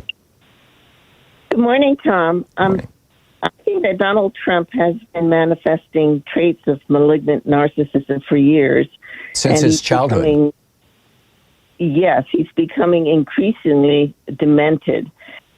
And he's not capable of changing. He's a sick man. So I really believe that the Democrats should be blaming and holding the Republicans accountable for enabling and empowering this lunatic to continue to destroy this country. I think my next sign is going to be mentioning the same things that I've just said, and vote Democrat. Yeah. vote Democratic. It's, the Republicans are going to try and use these internal squabbles that the Democrats are having around everything from, queer community issues to Medicare for all to taxes against them. And I think similarly, the Democrats should be using Trump and all the horrors that he has committed, both to us and the world, against the Republicans. I agree with you, Gail. I think the big message of any Democrat running for Congress against a Republican should be, or for the Senate against a Republican, should be, if you elect that guy, you're going to get more Trump. And do you really want more Trump? And, Yes.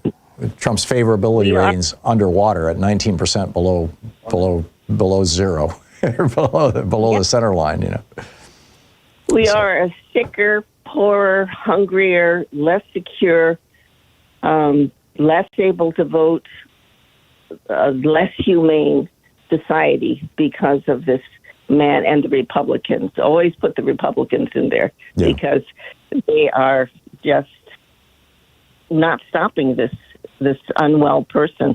Yeah, and that's a lesson I need to keep reminding myself, and I think that all of us who who write in the public square about Trump need to start saying Trump and his Republican enablers, Trump and his lickspittles, Trump and his toadies, or GOP toadies, Trump and the Republicans, because it really is. He would not have these kinds of powers if even a small handful, if just 5 or 6 Republicans in the House of Representatives and 3 or 4 Republicans in the Senate were to say, no, we're not going to go along with this crazy, which, apparently in the Senate they're doing with regard to the SAVE Act. But, we'll see if it gets pushed through via reconciliation. Gail, I got to run, but thank you for the call. Spot on. 27 minutes past the hour. What's on your mind? I'll pick up your calls on the other side of the break. Stay with us.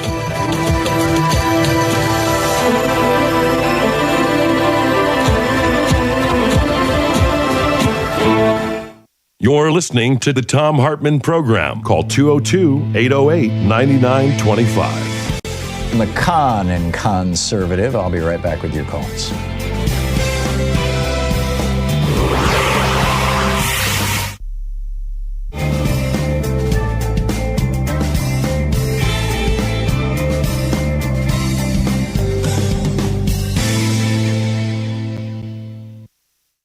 ICE polices itself. Republicans run on hate.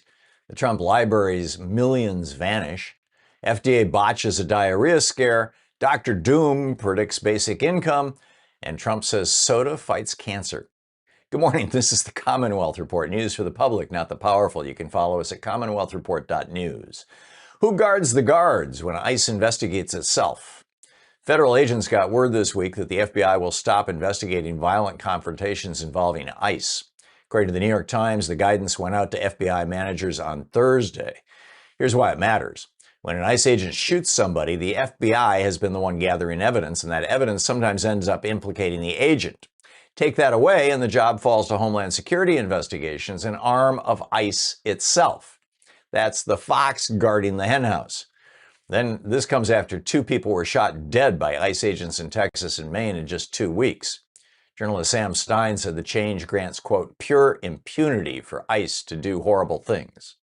The Justice Department and Homeland Security both deny anything changed, but Homeland Security Investigations doesn't even have the power to look into civil rights violations. When the police investigate themselves, accountability dies. Are Republicans running on nothing but hate?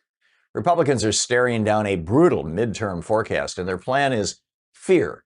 One Republican tied to Trump told Axios flat out, quote, it's going to be a hate election. The strategy is simple. Get voters to hate Democrats more than they hate Republicans. Their own pollsters say Trump made things worse by launching the Iran war, spiking gas prices and inflation, instead of talking about people's wallets. One pollster admitted their research shows people just want the president to make their lives better, and they don't believe he has. Trump's approval sits 10 points underwater. Democrats could take a 7-seat House majority. When a party has nothing to offer working people but somebody to blame, that tells you they've run out of ideas and they know it. Where did Trump's millions disappear to? Big tech paid Donald Trump a fortune to make his lawsuits go away, and now nobody can say where that money went. ABC, Meta, Paramount, and X handed over as much as $64 million, funneled toward Trump's future presidential library.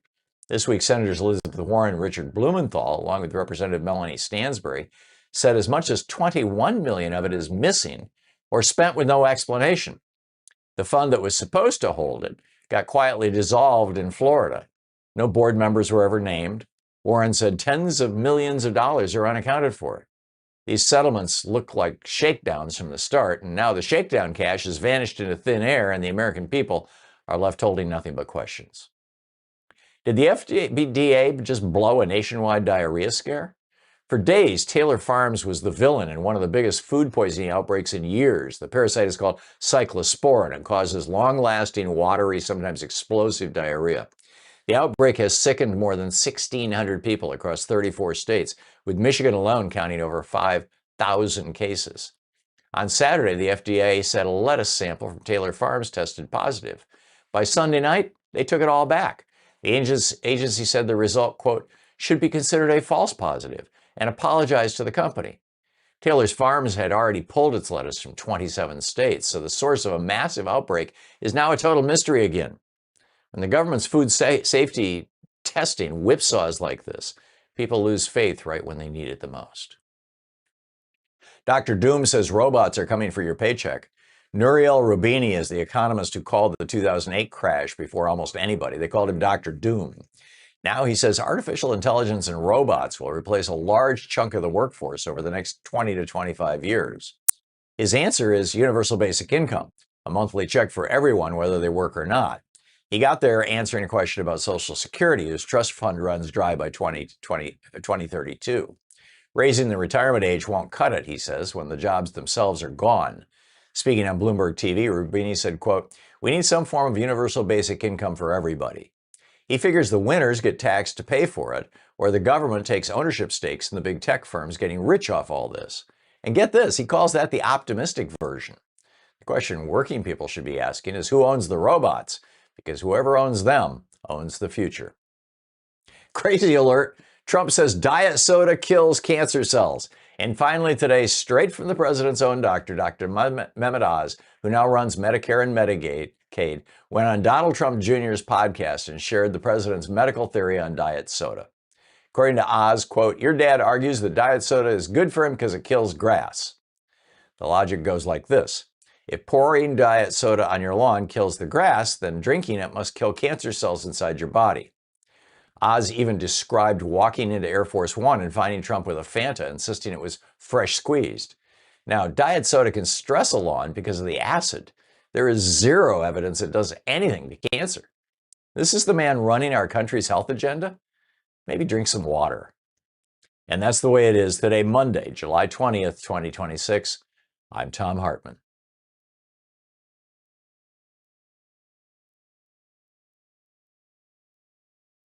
Did you know that every weekday we send out an email before the show giving you all the topics coming up so you can be fully informed and ready to interact with our program? Or that after the show we send out Sue's Stack, a list of every topic I've discussed along with clickable hot links to every source of information I've shared with you on the air? It's all completely free and available over at thom.tv, THOM.tv. Check it out.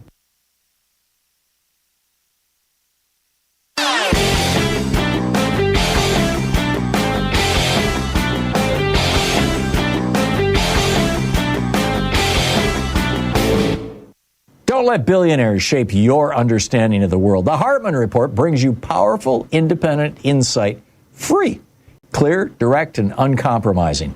Go to hartmannreport.com now and get the facts you deserve.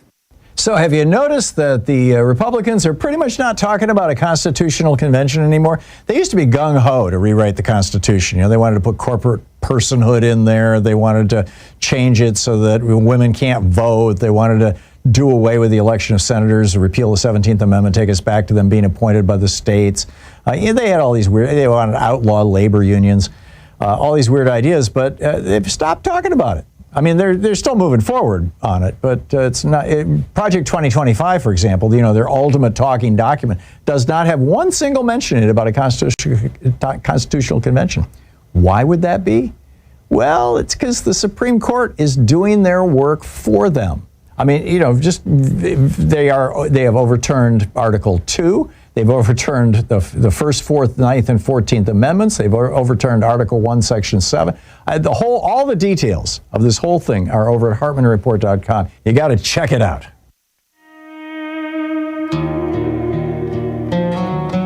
Welcome back. 35 minutes past the hour.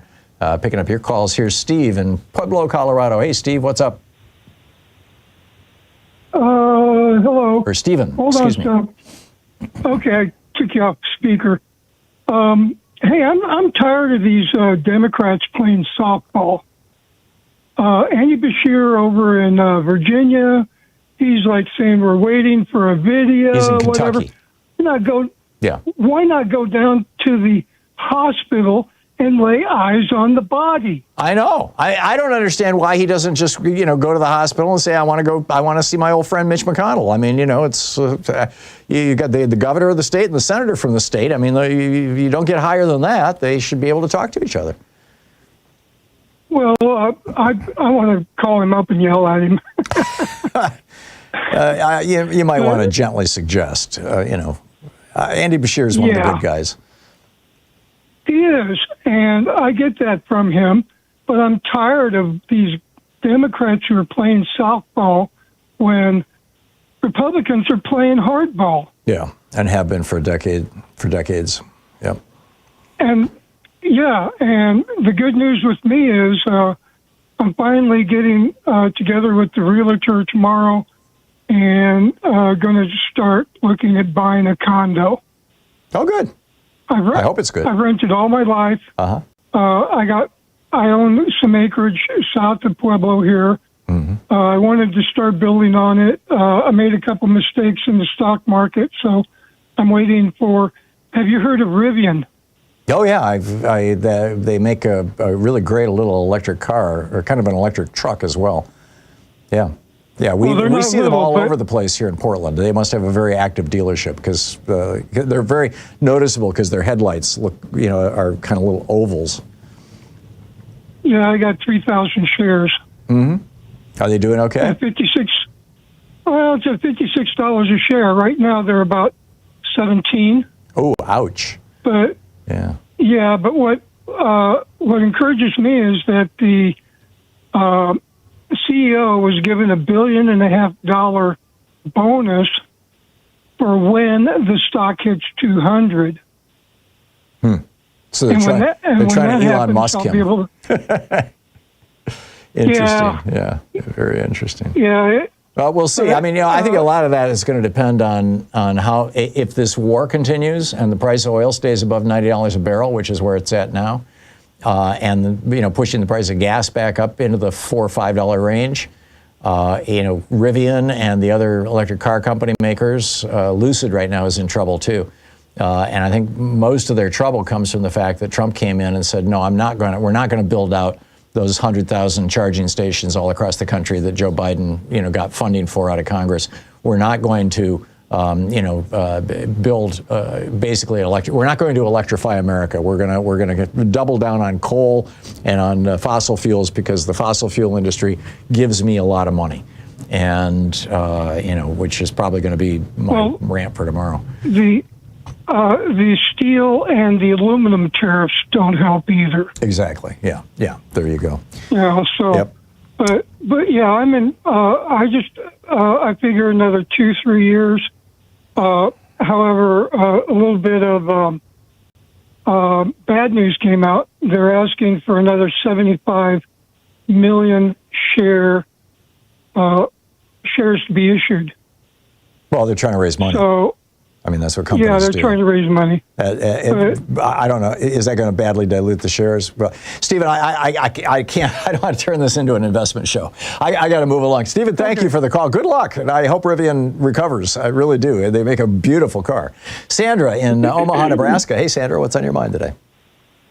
Well, I was thinking about those very influential and wealthy people that are going to be working very hard to make sure that certain states have an election in November that goes the way they want it. And I was just wondering if all citizens across the country could just say, I don't think I need to shop at stores that are owned by those people. Mm-hmm. for the next 6 months, maybe a year, and let's see what impact that has. That's a great question. I put this.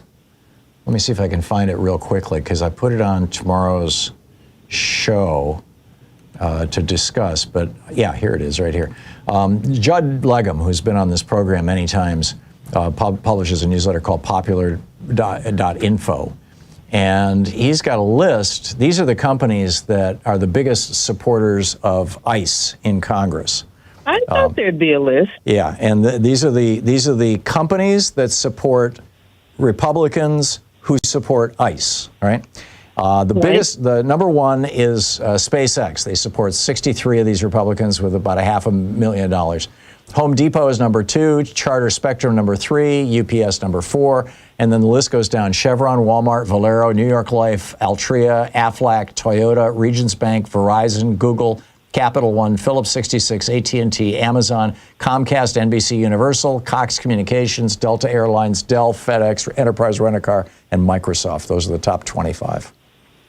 Uh-huh. So there you go. There's your list. And imagine if they all suddenly discovered that an awful lot of customers decided, I can shop around. Well, this is what happened at Target. They went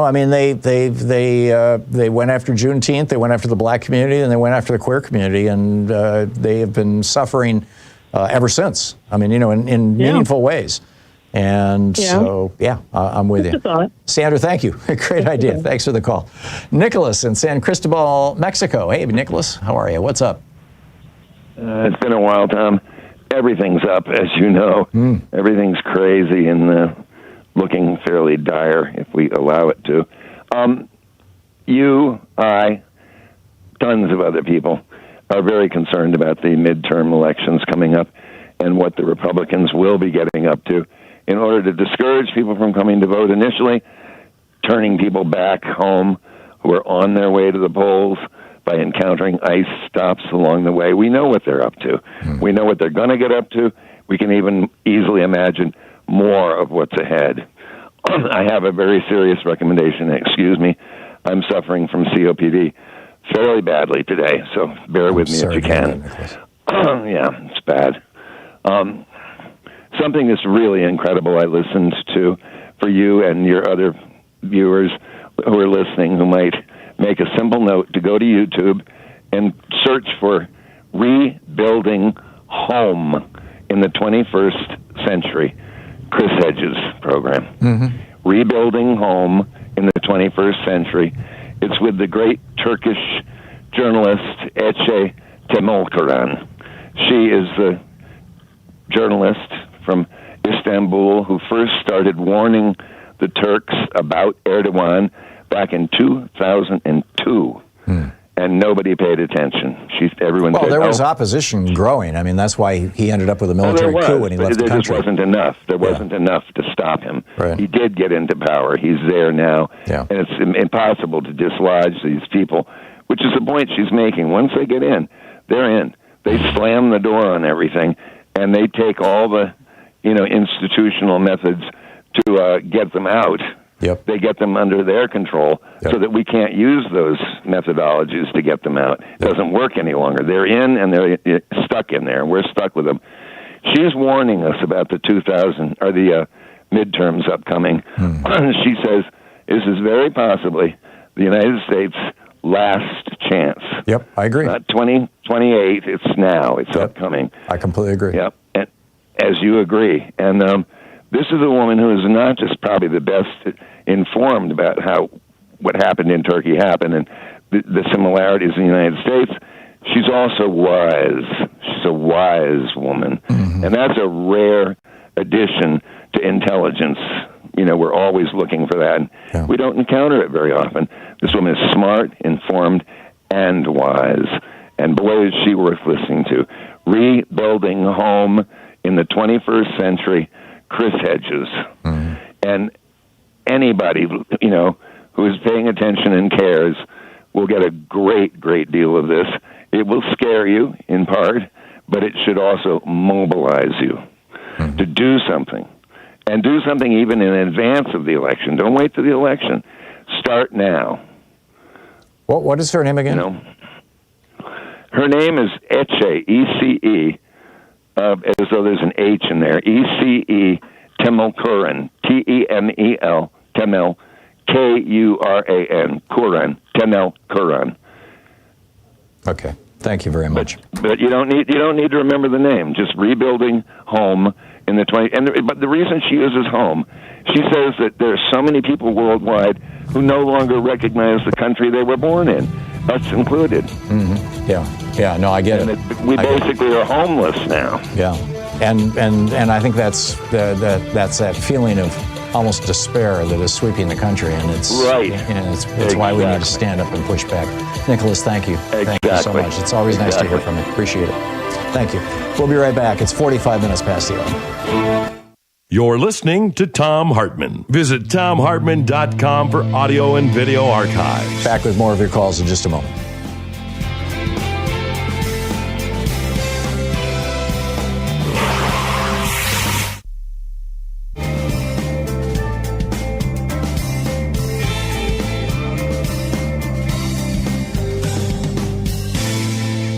And welcome back. Mark in Oakland, California. Hey, Mark, what's on your mind today?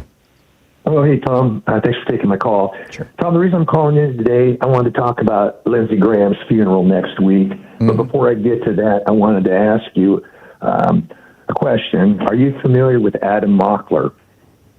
Boy, that name sounds familiar. I don't remember why, though. Well, you should become familiar with him, Tom. This kid is 23 years old, and he doesn't have a college education, but he is probably going to be the Walter Cronkite of Gen Z. He's a regular on CNN and MSN now because he has a very sharp mind when it comes to politics. And I think that you guys could collaborate, and you have the wisdom, that he doesn't have because of his age that you could share with him, and he could share with you exactly where Gen Z is coming from right now. But I'm just saying that you should talk. I already talked to Mateo about it. I think you should look at some of his videos. This kid would definitely be an asset to your show if you could get him to come on. And I just wanted to leave it at that. Yeah, you can but the question about Graham's funeral, or the point is that 8 years ago, Lindsey Graham presented himself to be somewhat of a normal politician by conservative standards. I never thought he was This is when he was hanging out with John McCain. Of course. Mm-hmm. And after John McCain passed away, his true nature was revealed. And what that nature turned out to be is that he's a monster, a sociopathic, if not psychopathic monster. That's what he was. And if any Democrat shows up at that funeral next Tuesday, they're basically going to make a statement that I supported. I was an enabler of all of this. That to me, it was just something that a stage that we were going through. But I still liked Lindsey Graham enough to pay my respects at his funeral. Yeah. And so I expect Fetterman to be there. I expect maybe Dick Durbin to be there because he's retiring. But if anybody else shows up there, they're going to get hit over the head like a hammer with it when they run for re-election next time, because that dude was not a patriot. Yeah, I doubt it'll become an election issue, but I get you what you're saying. And the question that I would have, Mark, or the thing that this raises in my mind, is when I look at Lindsey Graham's career, and I've been following. I've been doing this show for 23 years. I've been following politics for a while here, with great intensity. And it always appeared to me that he was not an independent thinker, that he had no individual moral compass. Whether or not he's a sociopath, that he was a follower. He was a rather pathetic follower. And he was part of the Three Amigos with John McCain. And then when McCain passed away, he went looking for somebody else to be his daddy, basically, the leader that he could be a follower to, and he latched onto Trump, fortuitously, given that Trump won the election. And so I think he was mirroring Trump's psychopathy, or psychopathy, however you say that. But I don't know if he himself was a psychopath, or if he was just went along to go along, and just said what he thought had to be said in order to remain in the good graces of the psychopath. I see him more as a tragedy than a villain. But maybe I'm wrong. Well, that's going to be whatever it is. But the last question I wanted to ask of you, Tom, is that I started listening to you like 20 years ago. I started listening to talk radio in the early 90s when Bill Clinton was president. That's when I began my career as a sales professional. Listen to you on the car all the time. Here's my point.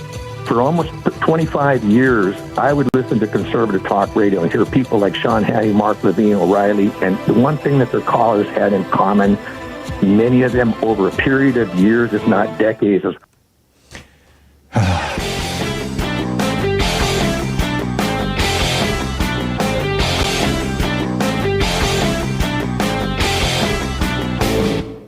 Hey, thanks so much for sharing our program and for reaching out to our stations and sponsors and letting them know that you're listening. It really means a lot to us. Welcome back, 10 minutes before the hour. So what's on your mind today? Brett in Los Angeles. Hey, Brett, what's up? Hey, Tom. I was just calling in about the Taylor Farms situation. I wasn't sure if you're aware. Taylor Farms contributed $1 million to MAGA Inc. in 2025. Oh, really? And I want to see, do you think now, with that information, that the FDA made a mistake here, or somebody at the FDA jumped the gun and Taylor Farms made the call they needed to make to save their business? I think that if Taylor Farms was actually the source of the cyclospora, that they would have owned up to it. In fact, they did, although it was based on what the FDA was saying. I think this was a genuine mistake. I think it was a genuine false positive in one of the FDA labs, which is what they're saying happened.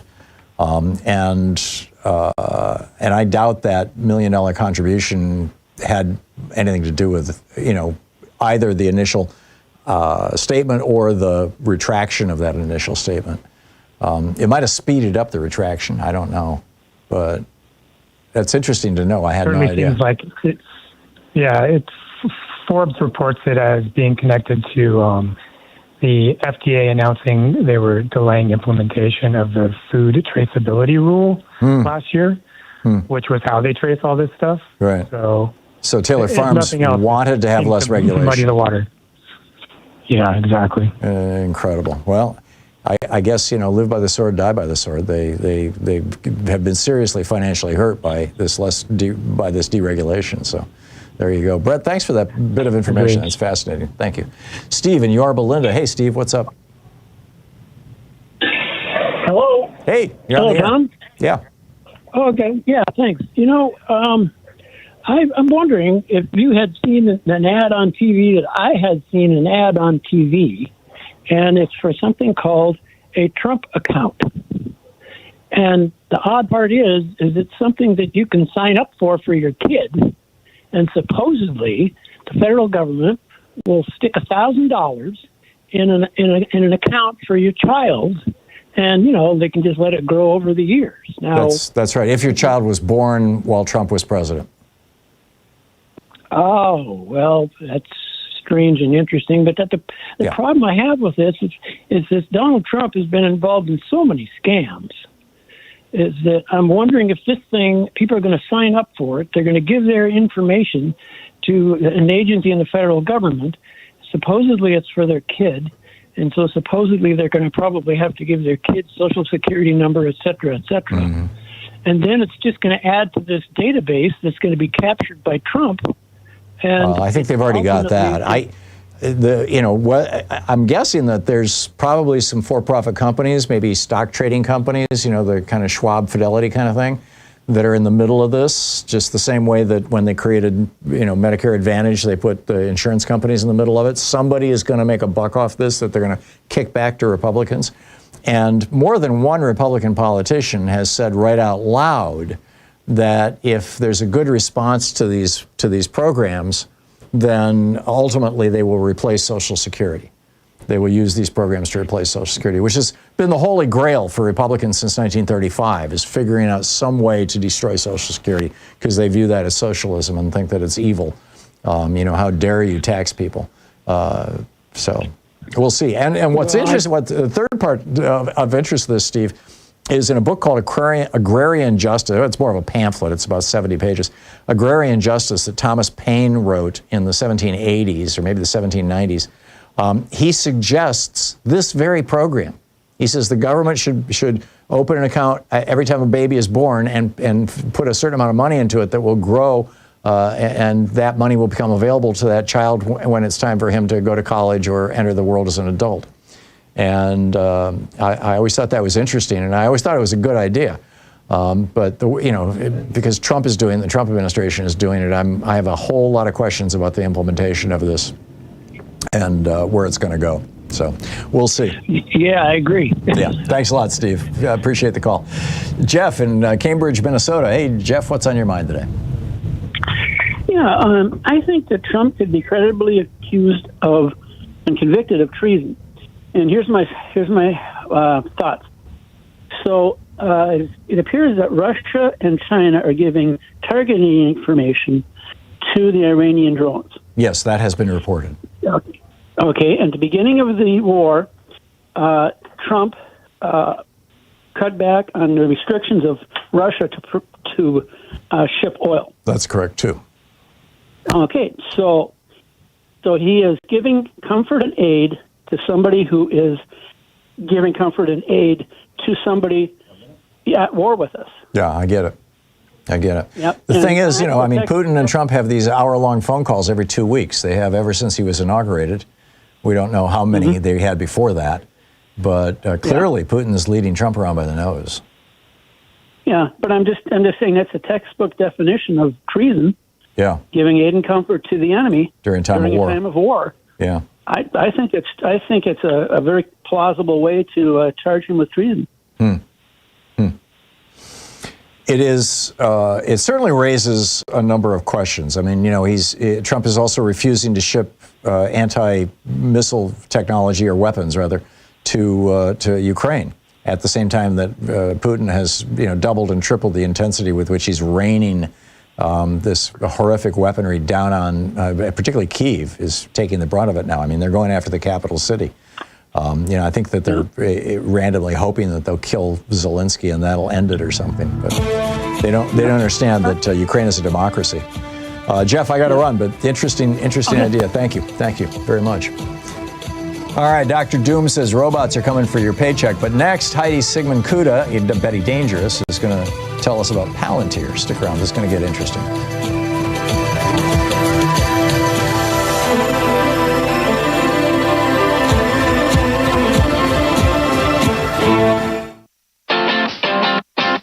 You're listening to Thom Hartmann.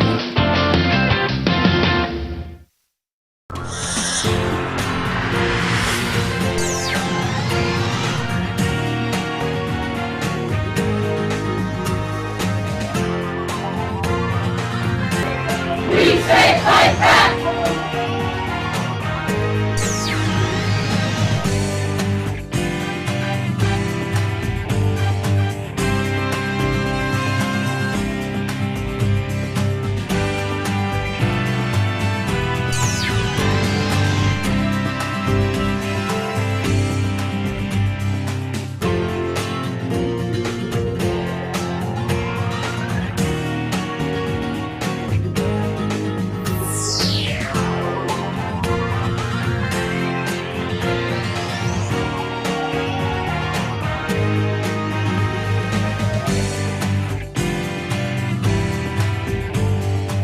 ICE polices itself. Republicans run on hate.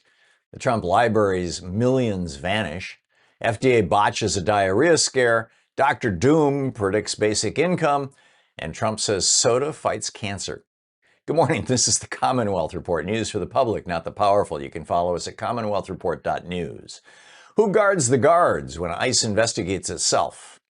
Federal agents got word this week that the FBI will stop investigating violent confrontations involving ICE.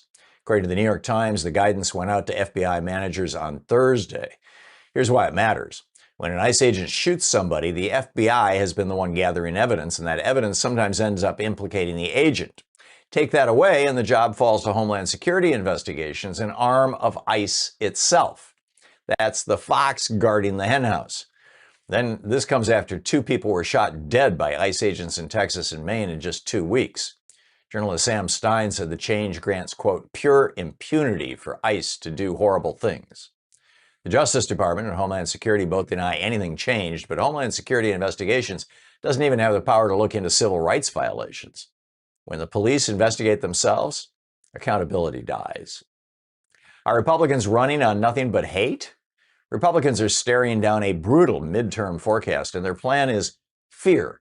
One Republican tied to Trump told Axios flat out, quote, "It's going to be a hate election."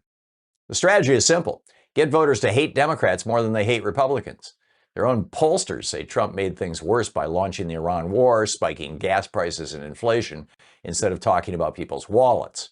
One pollster admitted their research shows people just want the president to make their lives better, and they don't believe he has. Trump's approval sits 10 points underwater. Democrats could take a 7-seat House majority. When a party has nothing to offer working people but somebody to blame, that tells you they've run out of ideas and they know it. Where did Trump's millions disappear to? Big tech paid Donald Trump a fortune to make his lawsuits go away, and now nobody can say where that money went.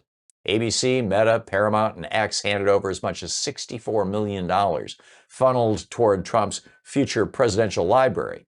This week, Senators Elizabeth Warren and Richard Blumenthal, along with Representative Melanie Stansbury, said as much as $21 million of it is missing or spent with no explanation.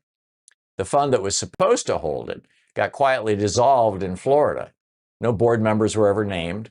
Warren said tens of millions of dollars are unaccounted for. These settlements look like shakedowns from the start, and now the shakedown cash has vanished into thin air, and the American people are left holding nothing but questions. Did the FDA just blow a nationwide diarrhea scare? For days, Taylor Farms was the villain in one of the biggest food poisoning outbreaks in years. The parasite is called cyclosporin and causes long-lasting, watery, sometimes explosive diarrhea. The outbreak has sickened more than 1,600 people across 34 states, with Michigan alone counting over 5,000 cases. On Saturday, the FDA said a lettuce sample from Taylor Farms tested positive. By Sunday night, they took it all back. The agency said the result, quote, should be considered a false positive, and apologized to the company. Taylor's Farms had already pulled its lettuce from 27 states, so the source of a massive outbreak is now a total mystery again. When the government's food safety testing whipsaws like this, people lose faith right when they need it the most. Dr. Doom says robots are coming for your paycheck. Nouriel Roubini is the economist who called the 2008 crash before almost anybody. They called him Dr. Doom. Now he says artificial intelligence and robots will replace a large chunk of the workforce over the next 20 to 25 years. His answer is universal basic income, a monthly check for everyone, whether they work or not. He got there answering a question about Social Security, whose trust fund runs dry by 2032. Raising the retirement age won't cut it, he says, when the jobs themselves are gone. Speaking on Bloomberg TV, Roubini said, quote, "We need some form of universal basic income for everybody." He figures the winners get taxed to pay for it, or the government takes ownership stakes in the big tech firms getting rich off all this. And get this, he calls that the optimistic version. The question working people should be asking is who owns the robots? Because whoever owns them owns the future. Crazy alert. Trump says diet soda kills cancer cells. And finally today, straight from the president's own doctor, Dr. Mehmet Oz, who now runs Medicare and Medicaid, went on Donald Trump Jr.'s podcast and shared the president's medical theory on diet soda. According to Oz, quote, "Your dad argues that diet soda is good for him because it kills grass." The logic goes like this. If pouring diet soda on your lawn kills the grass, then drinking it must kill cancer cells inside your body. Oz even described walking into Air Force One and finding Trump with a Fanta, insisting it was fresh squeezed. Now, diet soda can stress a lawn because of the acid. There is zero evidence it does anything to cancer. This is the man running our country's health agenda? Maybe drink some water. And that's the way it is today, Monday, July 20th, 2026. I'm Thom Hartmann.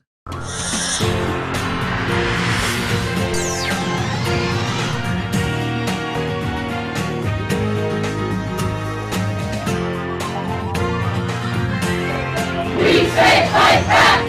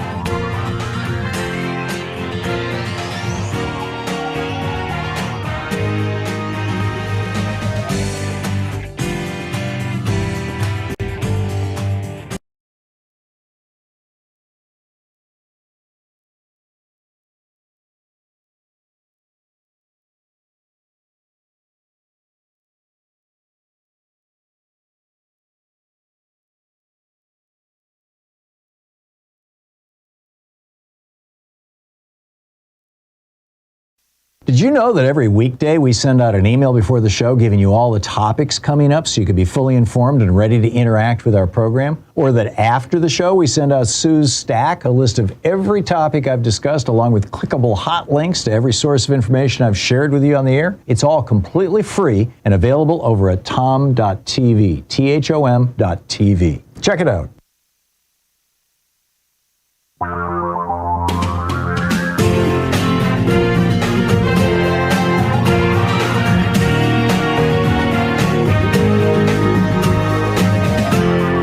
This is the Thom Hartmann Program.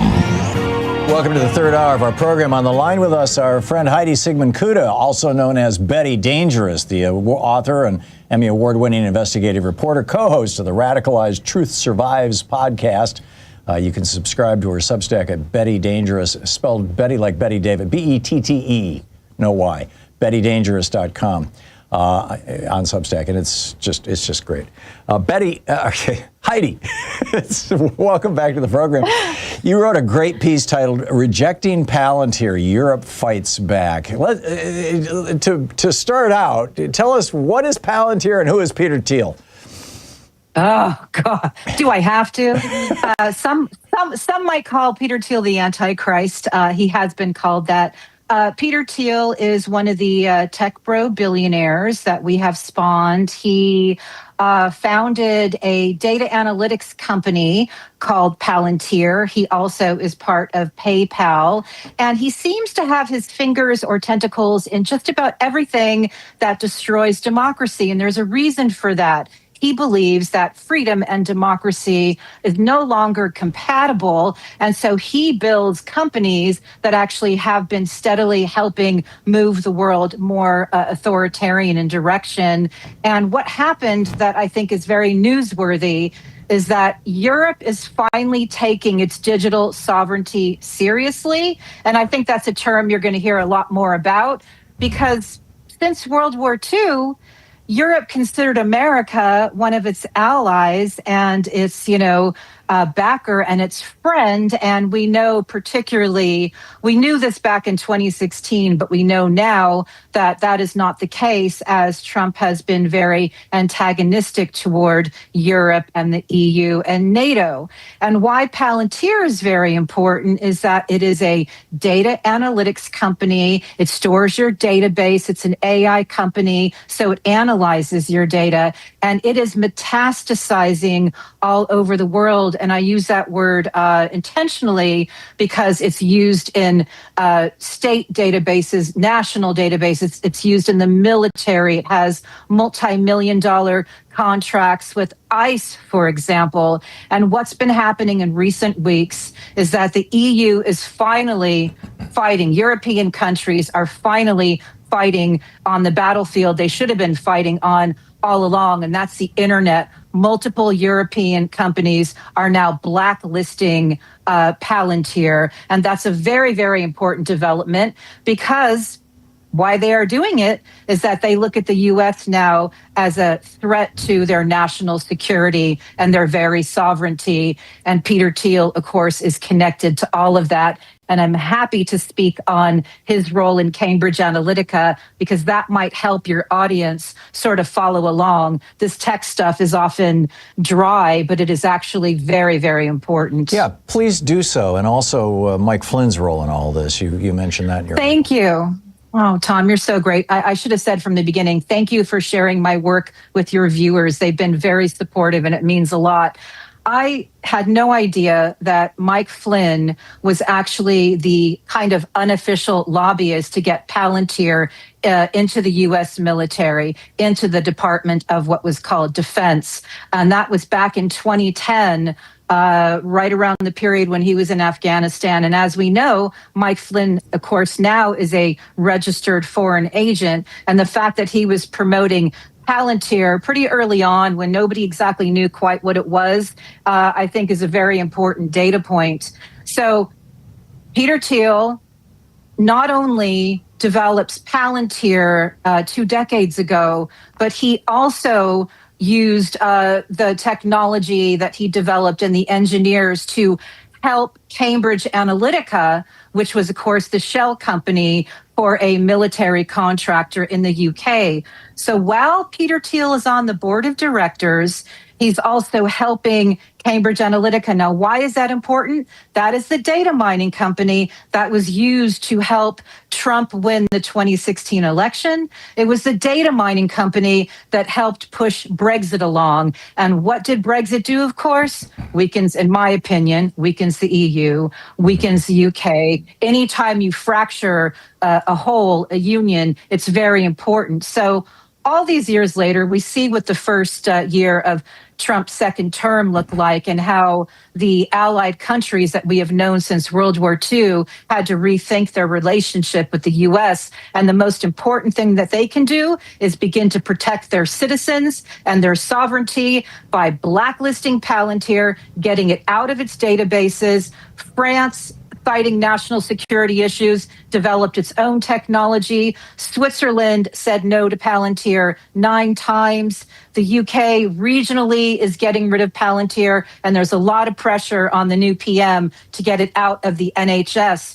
To give people an idea of why this is so important, a company like this knows your data, knows your health, knows about our military, knows the soldiers. And what's really important is the EU, European countries, have to consider the fact that they could at some point be at war with America. I don't like to say that, but it is something that could conceivably happen. Do you want a US-based data analytics company to know everything about the people in your country? I don't think so. And that's why many countries are starting to actually blacklist this product. You are well connected in Europe, with European sources and a keen student of what's going on there.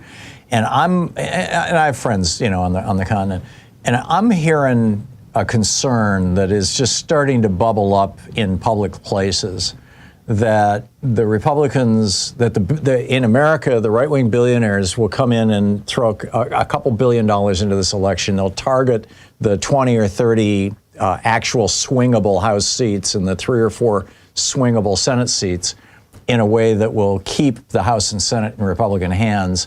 That will mean that basically it's the end of democracy. There's an article in Raw Story right now about how Trump has decided that he doesn't want J.D. Vance or Marco Rubio to be his successor. He wants his son Don Jr. And his whole thing with Truth Social is a setup for that, with this $100,000 a month thing that you can buy into. And, which seems credible to me. And I'm wondering if what you're hearing is that our European allies are starting to say, if that happens, if the Democrats don't seize some kind of power in November, it's all over, and we really need to prepare for Trump to realign the United States with Russia or something like that. Or is that just way too far out there? Not at all. I've been having these conversations with academics, historians, people on the street. Yesterday, I was actually in a coastal town in Cornwall, and a woman from London told me, she found out I was American, and she's like, you got to sort that guy out. You got to sort him out. So no, it's actually so sad because no matter who I meet, loves America and is very, very sad about what's happened. However, countries like France obviously has to take action because they have an election coming up. So France is, of course, investigating Elon Musk. They raided Twitter's office a few months ago. Their privacy laws, their data laws in the EU are much stricter than in America. So they actually are looking for violations. And we know that, Elon Musk is backing every populist movement, every right-wing movement. And there are now lots and lots. There's a tremendous amount of pressure to actually acknowledge that and do something about it. They see what's happened in America and they don't want it. And the interesting thing is that when I first got to the UK, I felt that darkness descending that I felt in America. And I was very sad because the same characters, Peter Thiel, Elon Musk, Nigel Farage, he was involved in CalExit, all the same characters were there promoting that extremism, that anti-immigrant, narrative, always pushing for people to hate other people rather than looking at the theft of, what billionaires are doing and all of the extraction that they're doing. There seems to be a sense in the UK, and maybe it's the new prime minister, I don't know, where they seem to be sniffing out these rats. They seem to be looking at Nigel Farage. They do not like Elon Musk. They seem to be becoming aware, more and more people. And I had a little conversation today where a man told me that his local pub, the people finally figured out it's not left or right, it's up and down. People at the top having all the money, people on the bottom not having any. He said people are getting a lot savvier. I hope that is the case, because we need Europe to hold. We need UK to hold. We need these countries to not go down the path that America has gone down, largely because of these, oligarchs, these tech oligarchs. Yeah, it really and truly is a shocking and alarming story. You can read all about it at Bette Dangerous's website, at BetteDangerous.com, BETTE, dangerous.com. That would be Heidi Siegmund Cuda. And the article is Rejecting Palantir, Europe Fights Back, among other great things that you'll find on our website. Heidi, thank you so much for dropping by today. Thank you, Tom. Always great talking with you. It's 16 and a half minutes past the hour. I'll be back with more of the news of the day and your calls in just a minute. This is the Thom Hartmann Program. Nouriel Roubini says, get ready for universal basic income? Really? Dr. Doom? Stick around.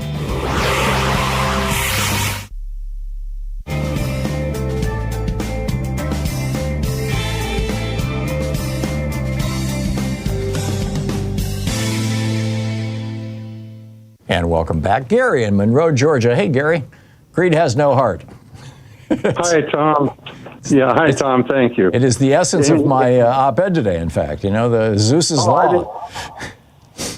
Oh, really? Well, I have to use the word I'm honored. Mm-hmm. Indeed. So what's on your mind? Well, that's my little gift. Folks, we're in almost August of the most probably, I agree, one of the most important elections in the history of our country. It's pretty clear that's the case. Yeah. Now, I got a question. How much more clear can Frank, I know not everybody pays attention to the way back in 1935, maybe they should. How much more clear could Franklin Delano Roosevelt been when he said, we have earned the hatred of entrenched greed? Yeah. How much more clearer could this man said it? Yeah. And now, history has repeated itself 10 times that, minimum 10 times that. I agree. About that, in my opinion, okay? Yeah. And now we need to elect, it's complicated in a sense, but all this is really not, we're talking around the edges here, sometimes very deeply, sure. We can't, it's gotten worse.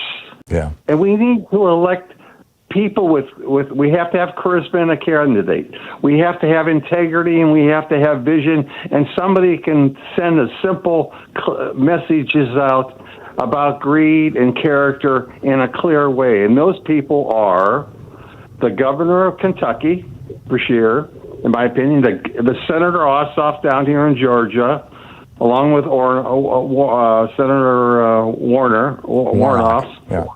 Warnock, I'm sorry, and along with the governor of Pennsylvania. Mm-hmm. One of those people I predict will be on the ticket. I would add J.B. Pritzker to that list, the governor of Illinois. Oh, yes, you can add, sure, absolutely, he's on the list. And we already know that Gavin Newsom is going to be running. I mean, he's all but he is? Printed the banners. I mean, he came out last week and he said Trump is trashing me because he knows I'm going to run for president. So, I mean, yeah. So, it's August, folks. Well, we'll be in 2 weeks. Yeah. In 2 weeks. Okay. So, I guess that's what I have to offer. So, your op-ed was what again today? Louise and I yesterday we went to see the Odyssey, Christopher Nolan's new movie. This 3-hour retelling of Homer's play, and the entire movie is about people who broke Zeus's law and people who didn't break Zeus's law. I mean, it's literally the core, that's the spine of the entire movie. And Zeus's law was treat strangers with love and courtesy and generosity, for they may be gods. And you don't realize it. And it was a universal sentiment. You find it in the Old Testament, in Genesis 18, where Abraham sees the three guys and it turns out that they're divine. You see it in the New Testament, in Jesus' teachings in Matthew 25, and in the book of Hebrews, where I believe it's Paul was the author of that, where he writes, sometimes we have been visited by angels and not realized it. So it's all about the opposite of greed, about generosity. Gary, I got to run, but thank you for the call. It's always great talking. Yeah, there you go. Thank you. 20 minutes past the hour. I'll be back with more of the news of the day and your calls in just a moment.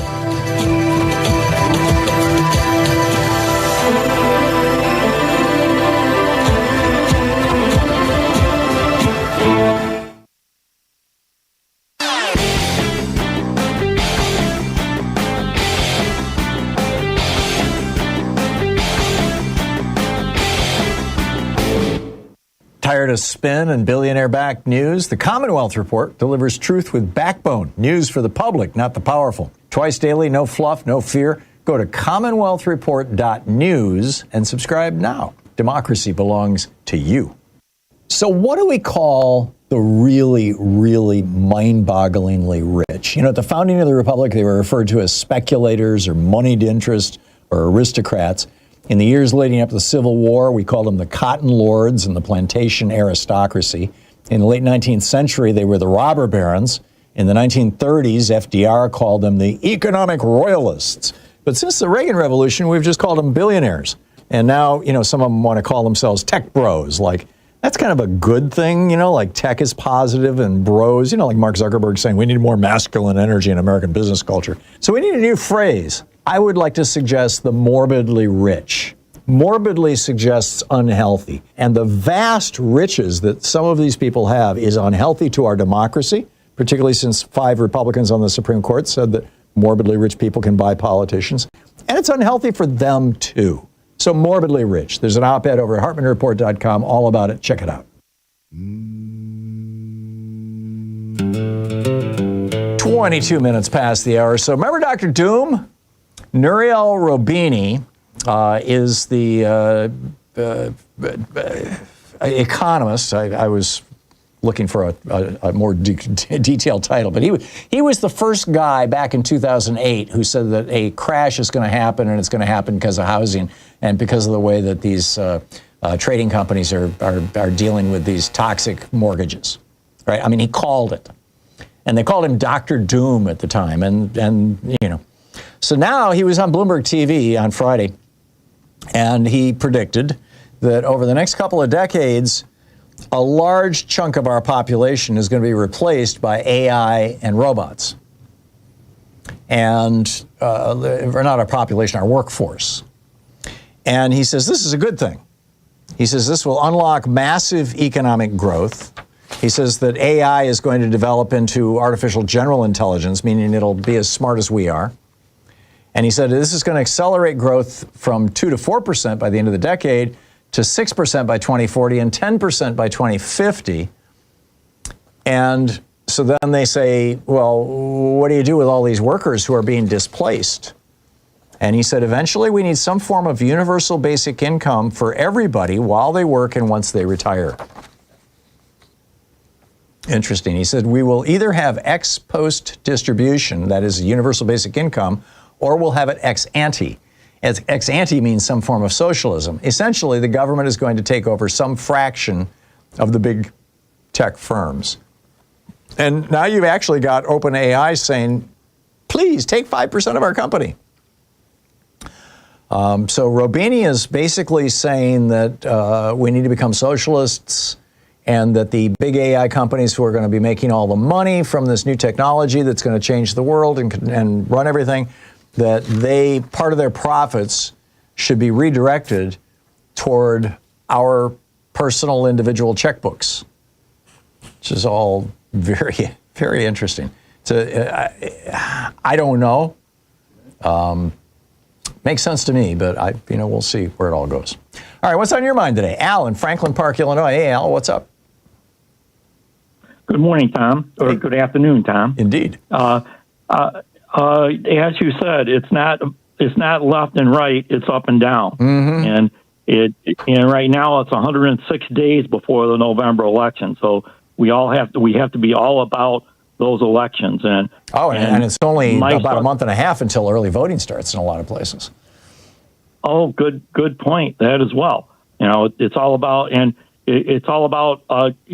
maintaining the attention economy, and our adversaries are trying to find ways to take it over and make us not want to vote. Yep. And with that, I was going to talk a little bit about the Salem media, what you have talked about before with Bette Dangerous and how big of a network they have, in the Salem News Channel, and how they are on terrestrial TV and on radio. And like I was just watching, they played a Dinesh D'Souza documentary, and it was telling us how great Trump was and how Trump is a family person, and how and making up things and showing scenes about how we were doing all the backwards infighting and during the election. Reminds me of the old propaganda films out of the Soviet Union about Stalin,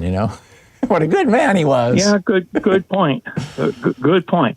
And then I ran into one about Roger Williams, which is from history. And they were trying to rewrite the history, the separation of church and state, saying it was just to make sure that our government wasn't the one making up the church, and that actually churches are supposed to be in our government. Right, and which is crazy. And it is all crazy, but it's all, we got to be aware of all this stuff and figure out how to defeat it. That's right. Before the election. And that's why, you're calling me, you're listening to WCPT in Chicago, so, support your local radio station. That's where it starts. Correct. Al, thanks a lot for the call. It's 27 minutes past the hour. I'll be back with more of your calls on the other side of the break. Stick around. It's Anything Goes Sunday. You're listening to the Thom Hartmann Program. Call 202-808-9925. It's the place where we dare to ask, is Palantir a person? And we dare to say, no, not a chance. Give me a break. The Supreme Court got that one wrong, too.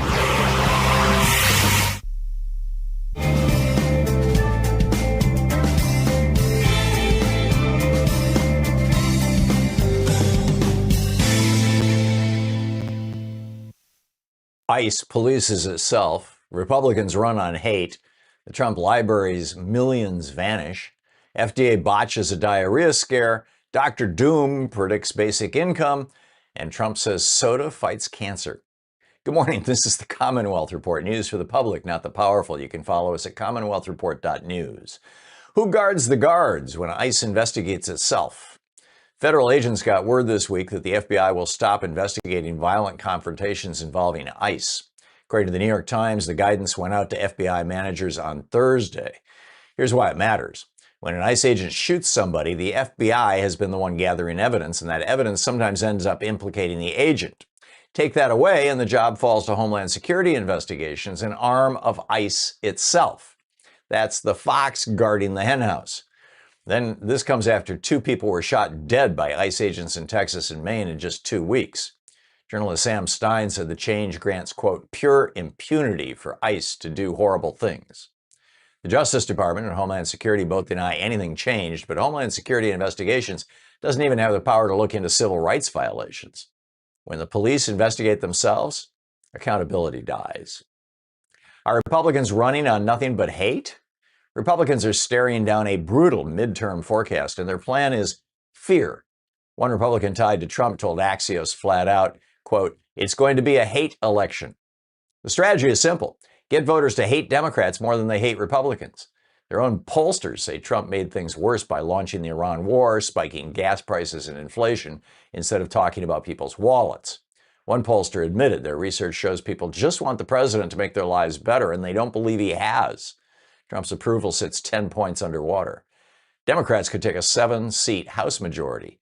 When a party has nothing to offer working people but somebody to blame, that tells you they've run out of ideas and they know it. Where did Trump's millions disappear to?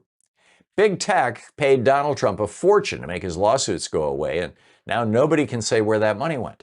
ABC, Meta, Paramount, and X handed over as much as $64 million, funneled toward Trump's future presidential library. This week, Senators Elizabeth Warren and Richard Blumenthal, along with Representative Melanie Stansbury, said as much as $21 million of it is missing or spent with no explanation. The fund that was supposed to hold it got quietly dissolved in Florida. No board members were ever named. Warren said tens of millions of dollars are unaccounted for. These settlements look like shakedowns from the start, and now the shakedown cash has vanished into thin air, and the American people are left holding nothing but questions. Did the FDA just blow a nationwide diarrhea scare? For days, Taylor Farms was the villain in one of the biggest food poisoning outbreaks in years. The parasite is called cyclosporin and causes long-lasting, watery, sometimes explosive diarrhea. The outbreak has sickened more than 1,600 people across 34 states, with Michigan alone counting over 5,000 cases. On Saturday, the FDA said a lettuce sample from Taylor Farms tested positive. By Sunday night, they took it all back. The agency said the result, quote, should be considered a false positive and apologized to the company. Taylor's Farms had already pulled its lettuce from 27 states, so the source of a massive outbreak is now a total mystery again. When the government's food safety testing whipsaws like this, people lose faith right when they need it the most. Dr. Doom says robots are coming for your paycheck. Nouriel Roubini is the economist who called the 2008 crash before almost anybody. They called him Dr. Doom. Now he says artificial intelligence and robots will replace a large chunk of the workforce over the next 20 to 25 years. His answer is universal basic income, a monthly check for everyone, whether they work or not. He got there answering a question about Social Security, whose trust fund runs dry by 2032. Raising the retirement age won't cut it, he says, when the jobs themselves are gone. Speaking on Bloomberg TV, Roubini said, quote, we need some form of universal basic income for everybody. He figures the winners get taxed to pay for it, or the government takes ownership stakes in the big tech firms getting rich off all this. And get this, he calls that the optimistic version. The question working people should be asking is who owns the robots? Because whoever owns them owns the future. Crazy alert. Trump says diet soda kills cancer cells. And finally today, straight from the president's own doctor, Dr. Mehmet Oz, who now runs Medicare and Medicaid, went on Donald Trump Jr.'s podcast and shared the president's medical theory on diet soda. According to Oz, quote, your dad argues that diet soda is good for him because it kills grass. The logic goes like this. If pouring diet soda on your lawn kills the grass, then drinking it must kill cancer cells inside your body. Oz even described walking into Air Force One and finding Trump with a Fanta, insisting it was fresh squeezed. Now, diet soda can stress a lawn because of the acid. There is zero evidence it does anything to cancer. This is the man running our country's health agenda? Maybe drink some water. And that's the way it is today, Monday, July 20th, 2026. I'm Thom Hartmann.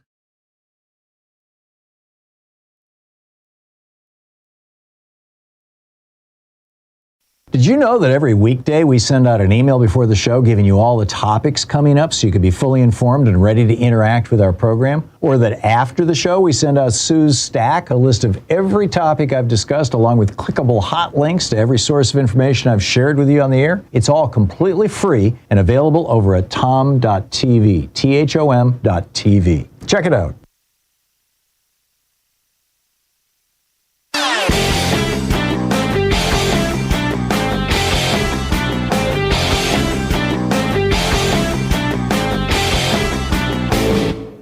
Share the Thom Hartmann program with your friends. Our podcast, The Hartmann Report, is absolutely free and available wherever fine podcasts are available. And the entire 3-hour podcast is available over at thomhartmann.com.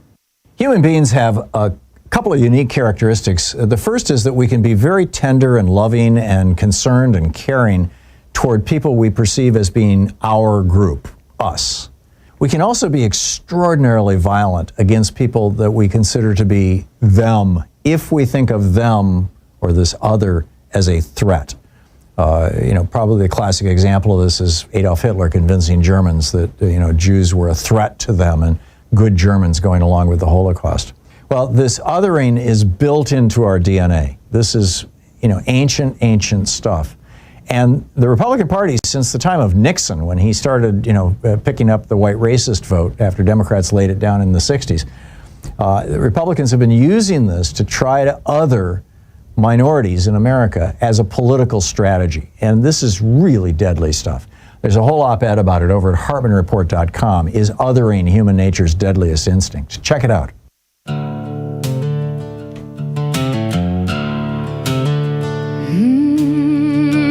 Welcome back. 35 minutes past the hour. Picking up your calls here. Jim in Moline, Michigan. Hey, Jim, what's on your mind today? I'm doing pretty good. How about you? Fine, thank you. What's up? Yeah, I heard last week you said you read through the Bible 4 or 5 times. And I wonder what you got beginning to end. Genesis. I have. In fact, I did it not only out of curiosity, but also to get myself to sleep. I did it for 4 years in a row. You can buy these Through the Bible in a Year Bibles, where they divide. You read about a page and a half every night. And I found it particularly going through like Deuteronomy. I mean, it put me to sleep. but I learned a lot. Mostly I got the history. I figured out that there's a lot of history in there, and there's a lot of good teachings in there. You believe that's the true word of God? I think that parts of it are obviously history, that have been handed down over long periods of time from person to person. I don't want to get into the argument about whether it's divinely inspired. I'm not even sure I know exactly what that means. So you don't believe in the Father, Son, and the Holy Spirit? What is this questioning, Jim? What's the point you're trying to make? You were talking to me about, heard you say about Franklin Graham going around preaching. Yes, I think he's a hypocrite. Tom, he gets money, say he's a hypocrite. They run Samaritan Purse, and people, they're right there when earthquakes or hurricanes hit, they're right there to help people before FEMA even gets there. Yeah. Well, sometimes bad people do good things. Oh, that's what the Christians do. Well, okay. Do you believe in eternal life? It's not a question of what I believe, Jim. It's. Well, what you read through that from Genesis to Revelation? You should have got something out of it. I did. Yeah. And I would recommend that you do the same, Jim, because I suspect that. I know all of it. No, I don't think you've read the entire Bible, because if you had, you would not be singing this song. Listen, no, you quit. But do you believe that Jesus had 3.5-year ministry? Jim, do you believe that if you fail to care for the stranger, if you fail to feed the hungry, if you fail to heal the sick, that you will personally go to hell? Do you believe that? Well, but do you personally believe No, seriously. I'm asking a serious question. It's right there in Matthew 25. Do you believe that? But that's all the one thing in the end. So what are you doing for that? You believe, I say, do you believe? Yeah, okay, all right. Tom in Media, Pennsylvania. Hey, Tom, what's on your mind today? Earlier you had expressed surprise, and I was surprised too, that the generic polling, I think, for the House was as close as it was. Yeah, it's like 4 points, yeah. Yeah, and that's almost the margin of error. And, I'm surprised because this is a midterm. Usually the midterm, the last 20-some years, the off side wins, the ones that are not in power. Mm-hmm. Plus, we have an unpopular president. We've got high inflation and high gasoline. But, this is what I've been trying to say for the last couple of years.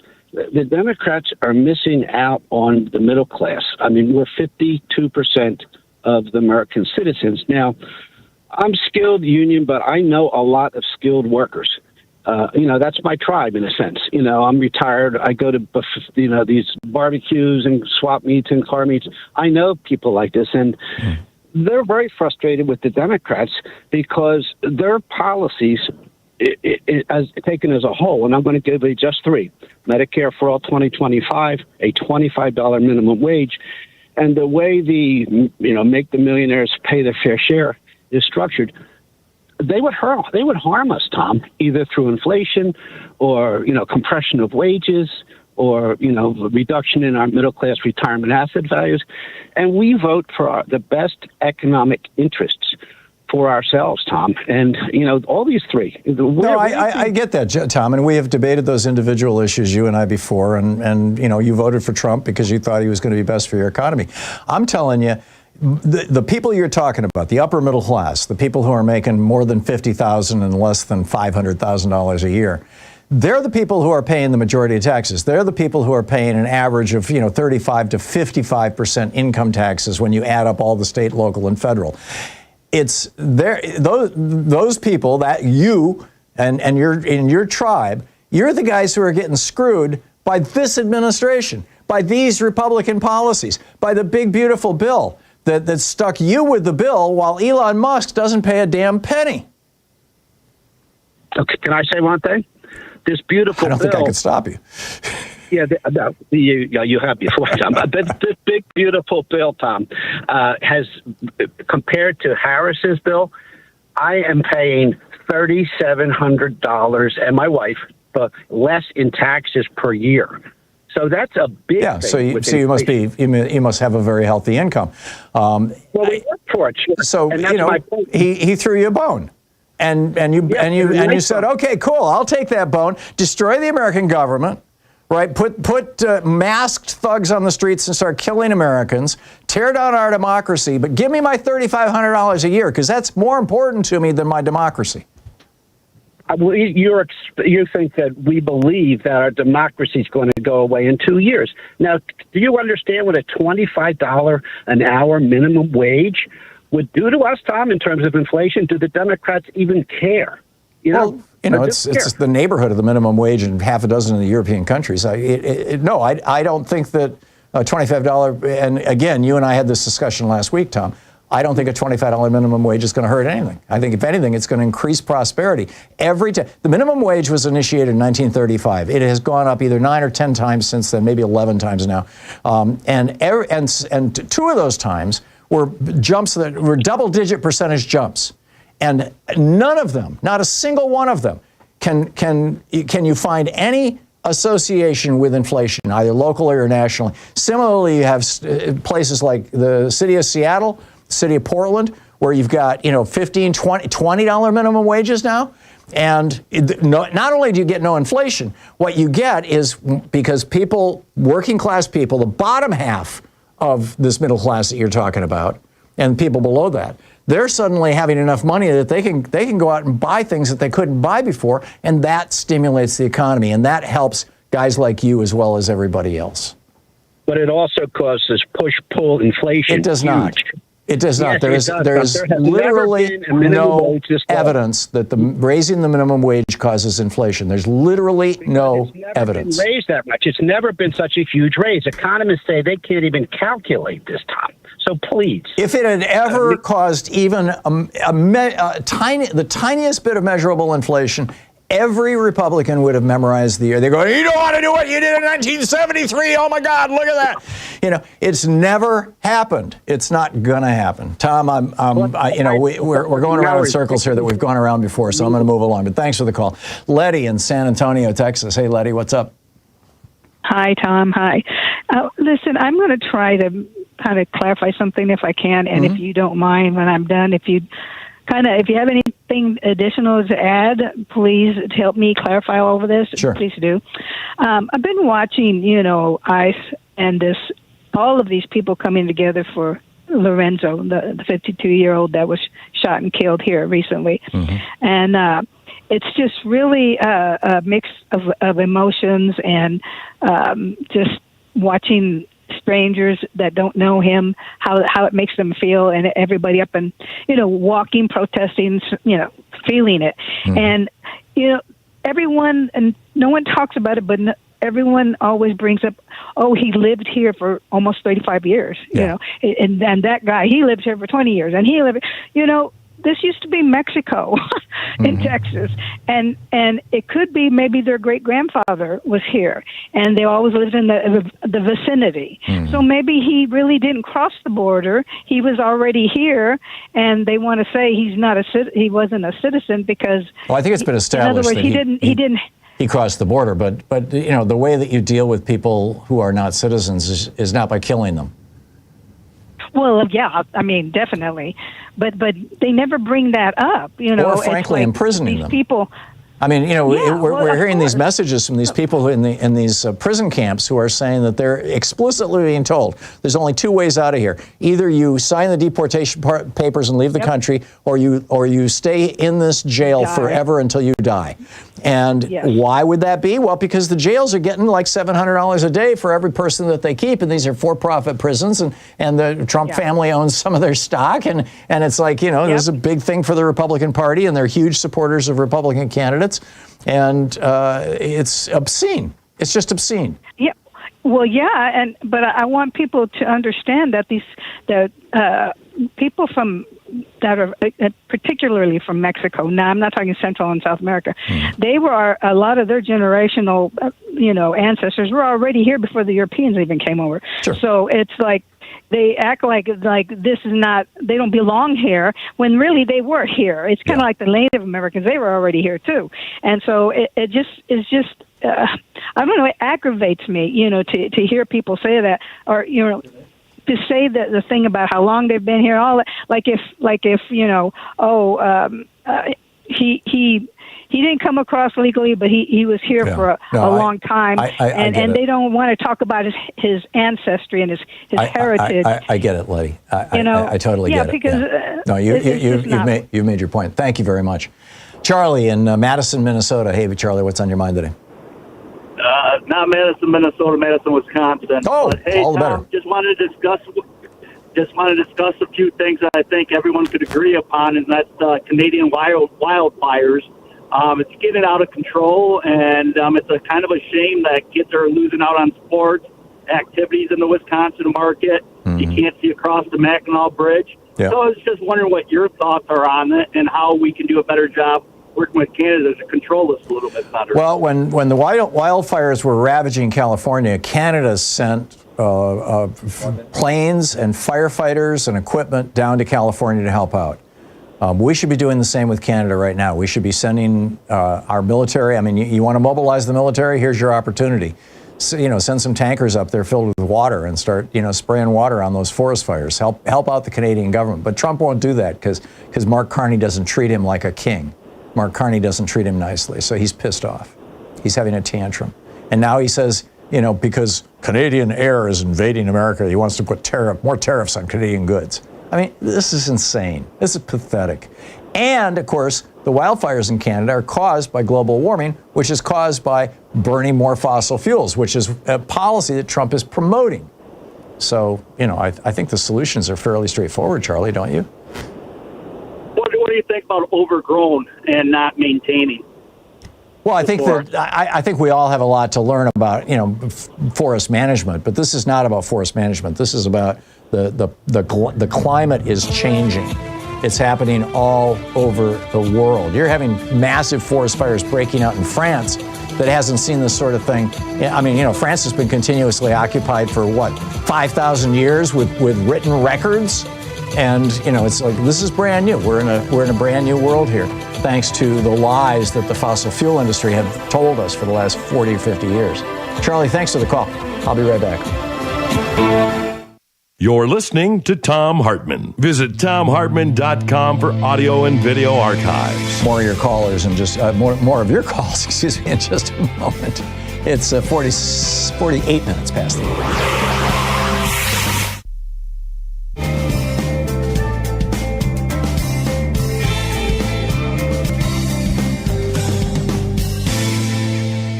And welcome back, Sandra in Rockport, Texas. Hey, Sandra, what's up? What's on your mind? Hi, Tom. I just had to call in, was listening to your show, was not going to call in today. Busy with Democratic things here in my MAGA county. Anyway, I wanted to call in after the caller, Jim. I don't recall which caller he was. What was the topic? He was 2-3 calls back, the gentleman that called in about Franklin Graham. Oh, the guy who was, trying to, okay, yeah. Go for it, Sandra. I have the story. Hurricane Harvey. My home was hit. Along Rockport was dead center. Mm-hmm. I am elderly, live alone, have property. My property was damaged. I have also, if you live close to the coast, you have to carry Texas windstorm insurance. Mm-hmm. And I had that. The Franklin Graham organization was down here with one of the big churches. Mm-hmm. I was told to go there. I went there. They want to know if you have your windstorm insurance. What they do is they collect, they get their contractors. They tell you it'll be this much money and you have to pay down this much, knowing you will get this from your TWIA. And then they take a portion of that and hold on to it, send contractors out to your house that they have, and they don't do anything other than maybe change the faucets on the outside, like plumbing, electrical, anything like that I was paying down for. It wasn't even the full amount. They just gather up a certain amount, a down payment. So they're running And basically then a we'll front you some money scam. It's a grift, Tom. It's another grift. Oh, my God. Well, I'm not And surprised. I that's mean, the way- Franklin... That's the way Franklin Graham is operating. Yeah, his father... I had a lot of respect for Billy Graham. I So liked... did I. I grew up in Dallas, Texas. My mother, hey, we went to the revivals. Yeah. I understand. I know. Yeah, we watched him on TV as a family. I mean, you know, I think Billy Graham was the real thing. His son, of course, was a ne'er-do-well, cocaine-using, woman-chasing, alcoholic, whatever. I mean, you know, his son was kind of the prodigal son who then came back. But I think what he came back to was the family business. I don't think he came back to the teachings of Jesus, frankly. No, it's called the brand again. It's called grifting. Mm-hmm. And Yeah. so when I heard this Jim call in, I, especially being and going through that, I was out of my home 2 years due to this. Because I had signed on with them and then trying to get my money back I never got over 3,000 or 4,000 of it back. Wow. It just went by the wayside. They would not give it back. It ended up in Franklin Graham's pocket. Yes, it did. Yes. Incredible. And overall, I gave them a check for a little over $7,000. Yeah. And of course, I needed that money. But there again, I'm an elderly woman alone, and had never been through a hurricane. I was depending, and I was reaching out, thinking, like I'm sure a lot of people do, it has to do with the Graham organization. They're not going to do anything, blah, blah, blah, blah. You know, you're open. You're vulnerable. Yeah, Franklin Graham is to religion what Donald Trump is to politics right now, sadly. Amen. Amen, sir. Sandra, thank you. Thank you very much for the call. That's remarkable. I was, you know, she started telling the story. I was like, I wonder where this is going to go. Oh, boy. 52 minutes past the hour. I'll be right back.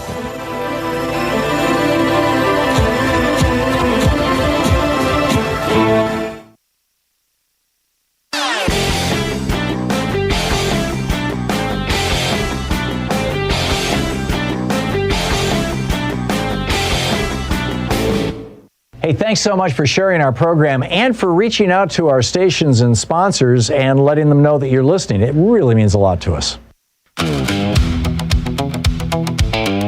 Welcome back, 53 minutes past the hour. Picking up your calls here. Gary in Portland. Hey, Gary, what's up? Good morning, Tom. I have more or less an observation than actually a question. Okay. And it's pertaining to a caller you had earlier who identified himself as a retired union worker. Mm-hmm. And how I look at his perspective on things and see it as more or less coming from his actual hatred towards others, and how he doesn't want to see those others possibly have something that he has. No, it could be. I mean, I think he's missing the fact that the middle class tax cut portion of the big, beautiful bill expires in 2 years, whereas the tax cuts on the billionaires never expire. I'm guessing he doesn't. He's probably unaware of that. But I don't want to attribute, even though he voted for Donald Trump, I don't want to portray him as an evil person. I mean, I think he's misguided. But well, see, I want to say I'm going to say what's not supposed to be said. Okay. All right. That is I don't know if I identified myself as a black American. Mm-hmm. I see him as a white person that doesn't think others deserve what he has. And so to raise wages to $25 an hour for all these others. Right, which is what he makes. It's something, yes, which would be close to maybe something he makes or made, because he said he was retired. Yeah. That is something that he just opposes. Yeah. And he doesn't even identify that's why he's actually going against his own best interest. Because like you said, all statistics show that when you raise the minimum wage, it doesn't cause the negative effects that the oligarchs say it causes, and it actually would enhance his life. That's correct. So his position really is coming from something inside of him, which is, like I said, I'll say what you're not supposed to say, his personal hatred. Yeah. That's my observation. Yeah. Okay. I get it, Gary. I'm very reluctant to attribute hatred to anybody, but narcissism, selfishness, greed. Well, actually, hatred does exist, Tom. No, I know that. You should read my email. Yes, I know that. Exist. And so I'm going to say it. I know we're not supposed to. We're always supposed to use these other types of identifications, which really don't hit on what the actual the reason, Gary, and forgive my interrupting you, but I'm seeing that I only have about 30 seconds here. The reason I'm so reluctant to use words like hate is because there are people out there who are actually proclaiming their hate. They're doing Nazi salutes. They're doing these white pride marches and stuff like that. That's real, actual, unambiguous hate. And I would like to. It has degrees. I realize it's a matter of degrees, but I'd like to differentiate that from people who are simply selfish. But it's also a different perspective. I mean, you and I have different experiences growing up and of life in general. Gary, thank you for the call. I appreciate your perspective. I thank you so much. And thank you for being with us today. We'll be back tomorrow, same time, same place. In the meantime, don't forget, democracy is not a spectator sport. It requires all of us, and that includes you. So get out there, get active, tag your. We got an election coming up. We got a lot of work to do. Have a great afternoon. Be good to yourself and the folks around you. Stay safe, eat your veggies, get your exercise, and I'll catch up with you tomorrow. You've been listening to Thom Hartmann. For audio and video archives, visit thomhartmann.com.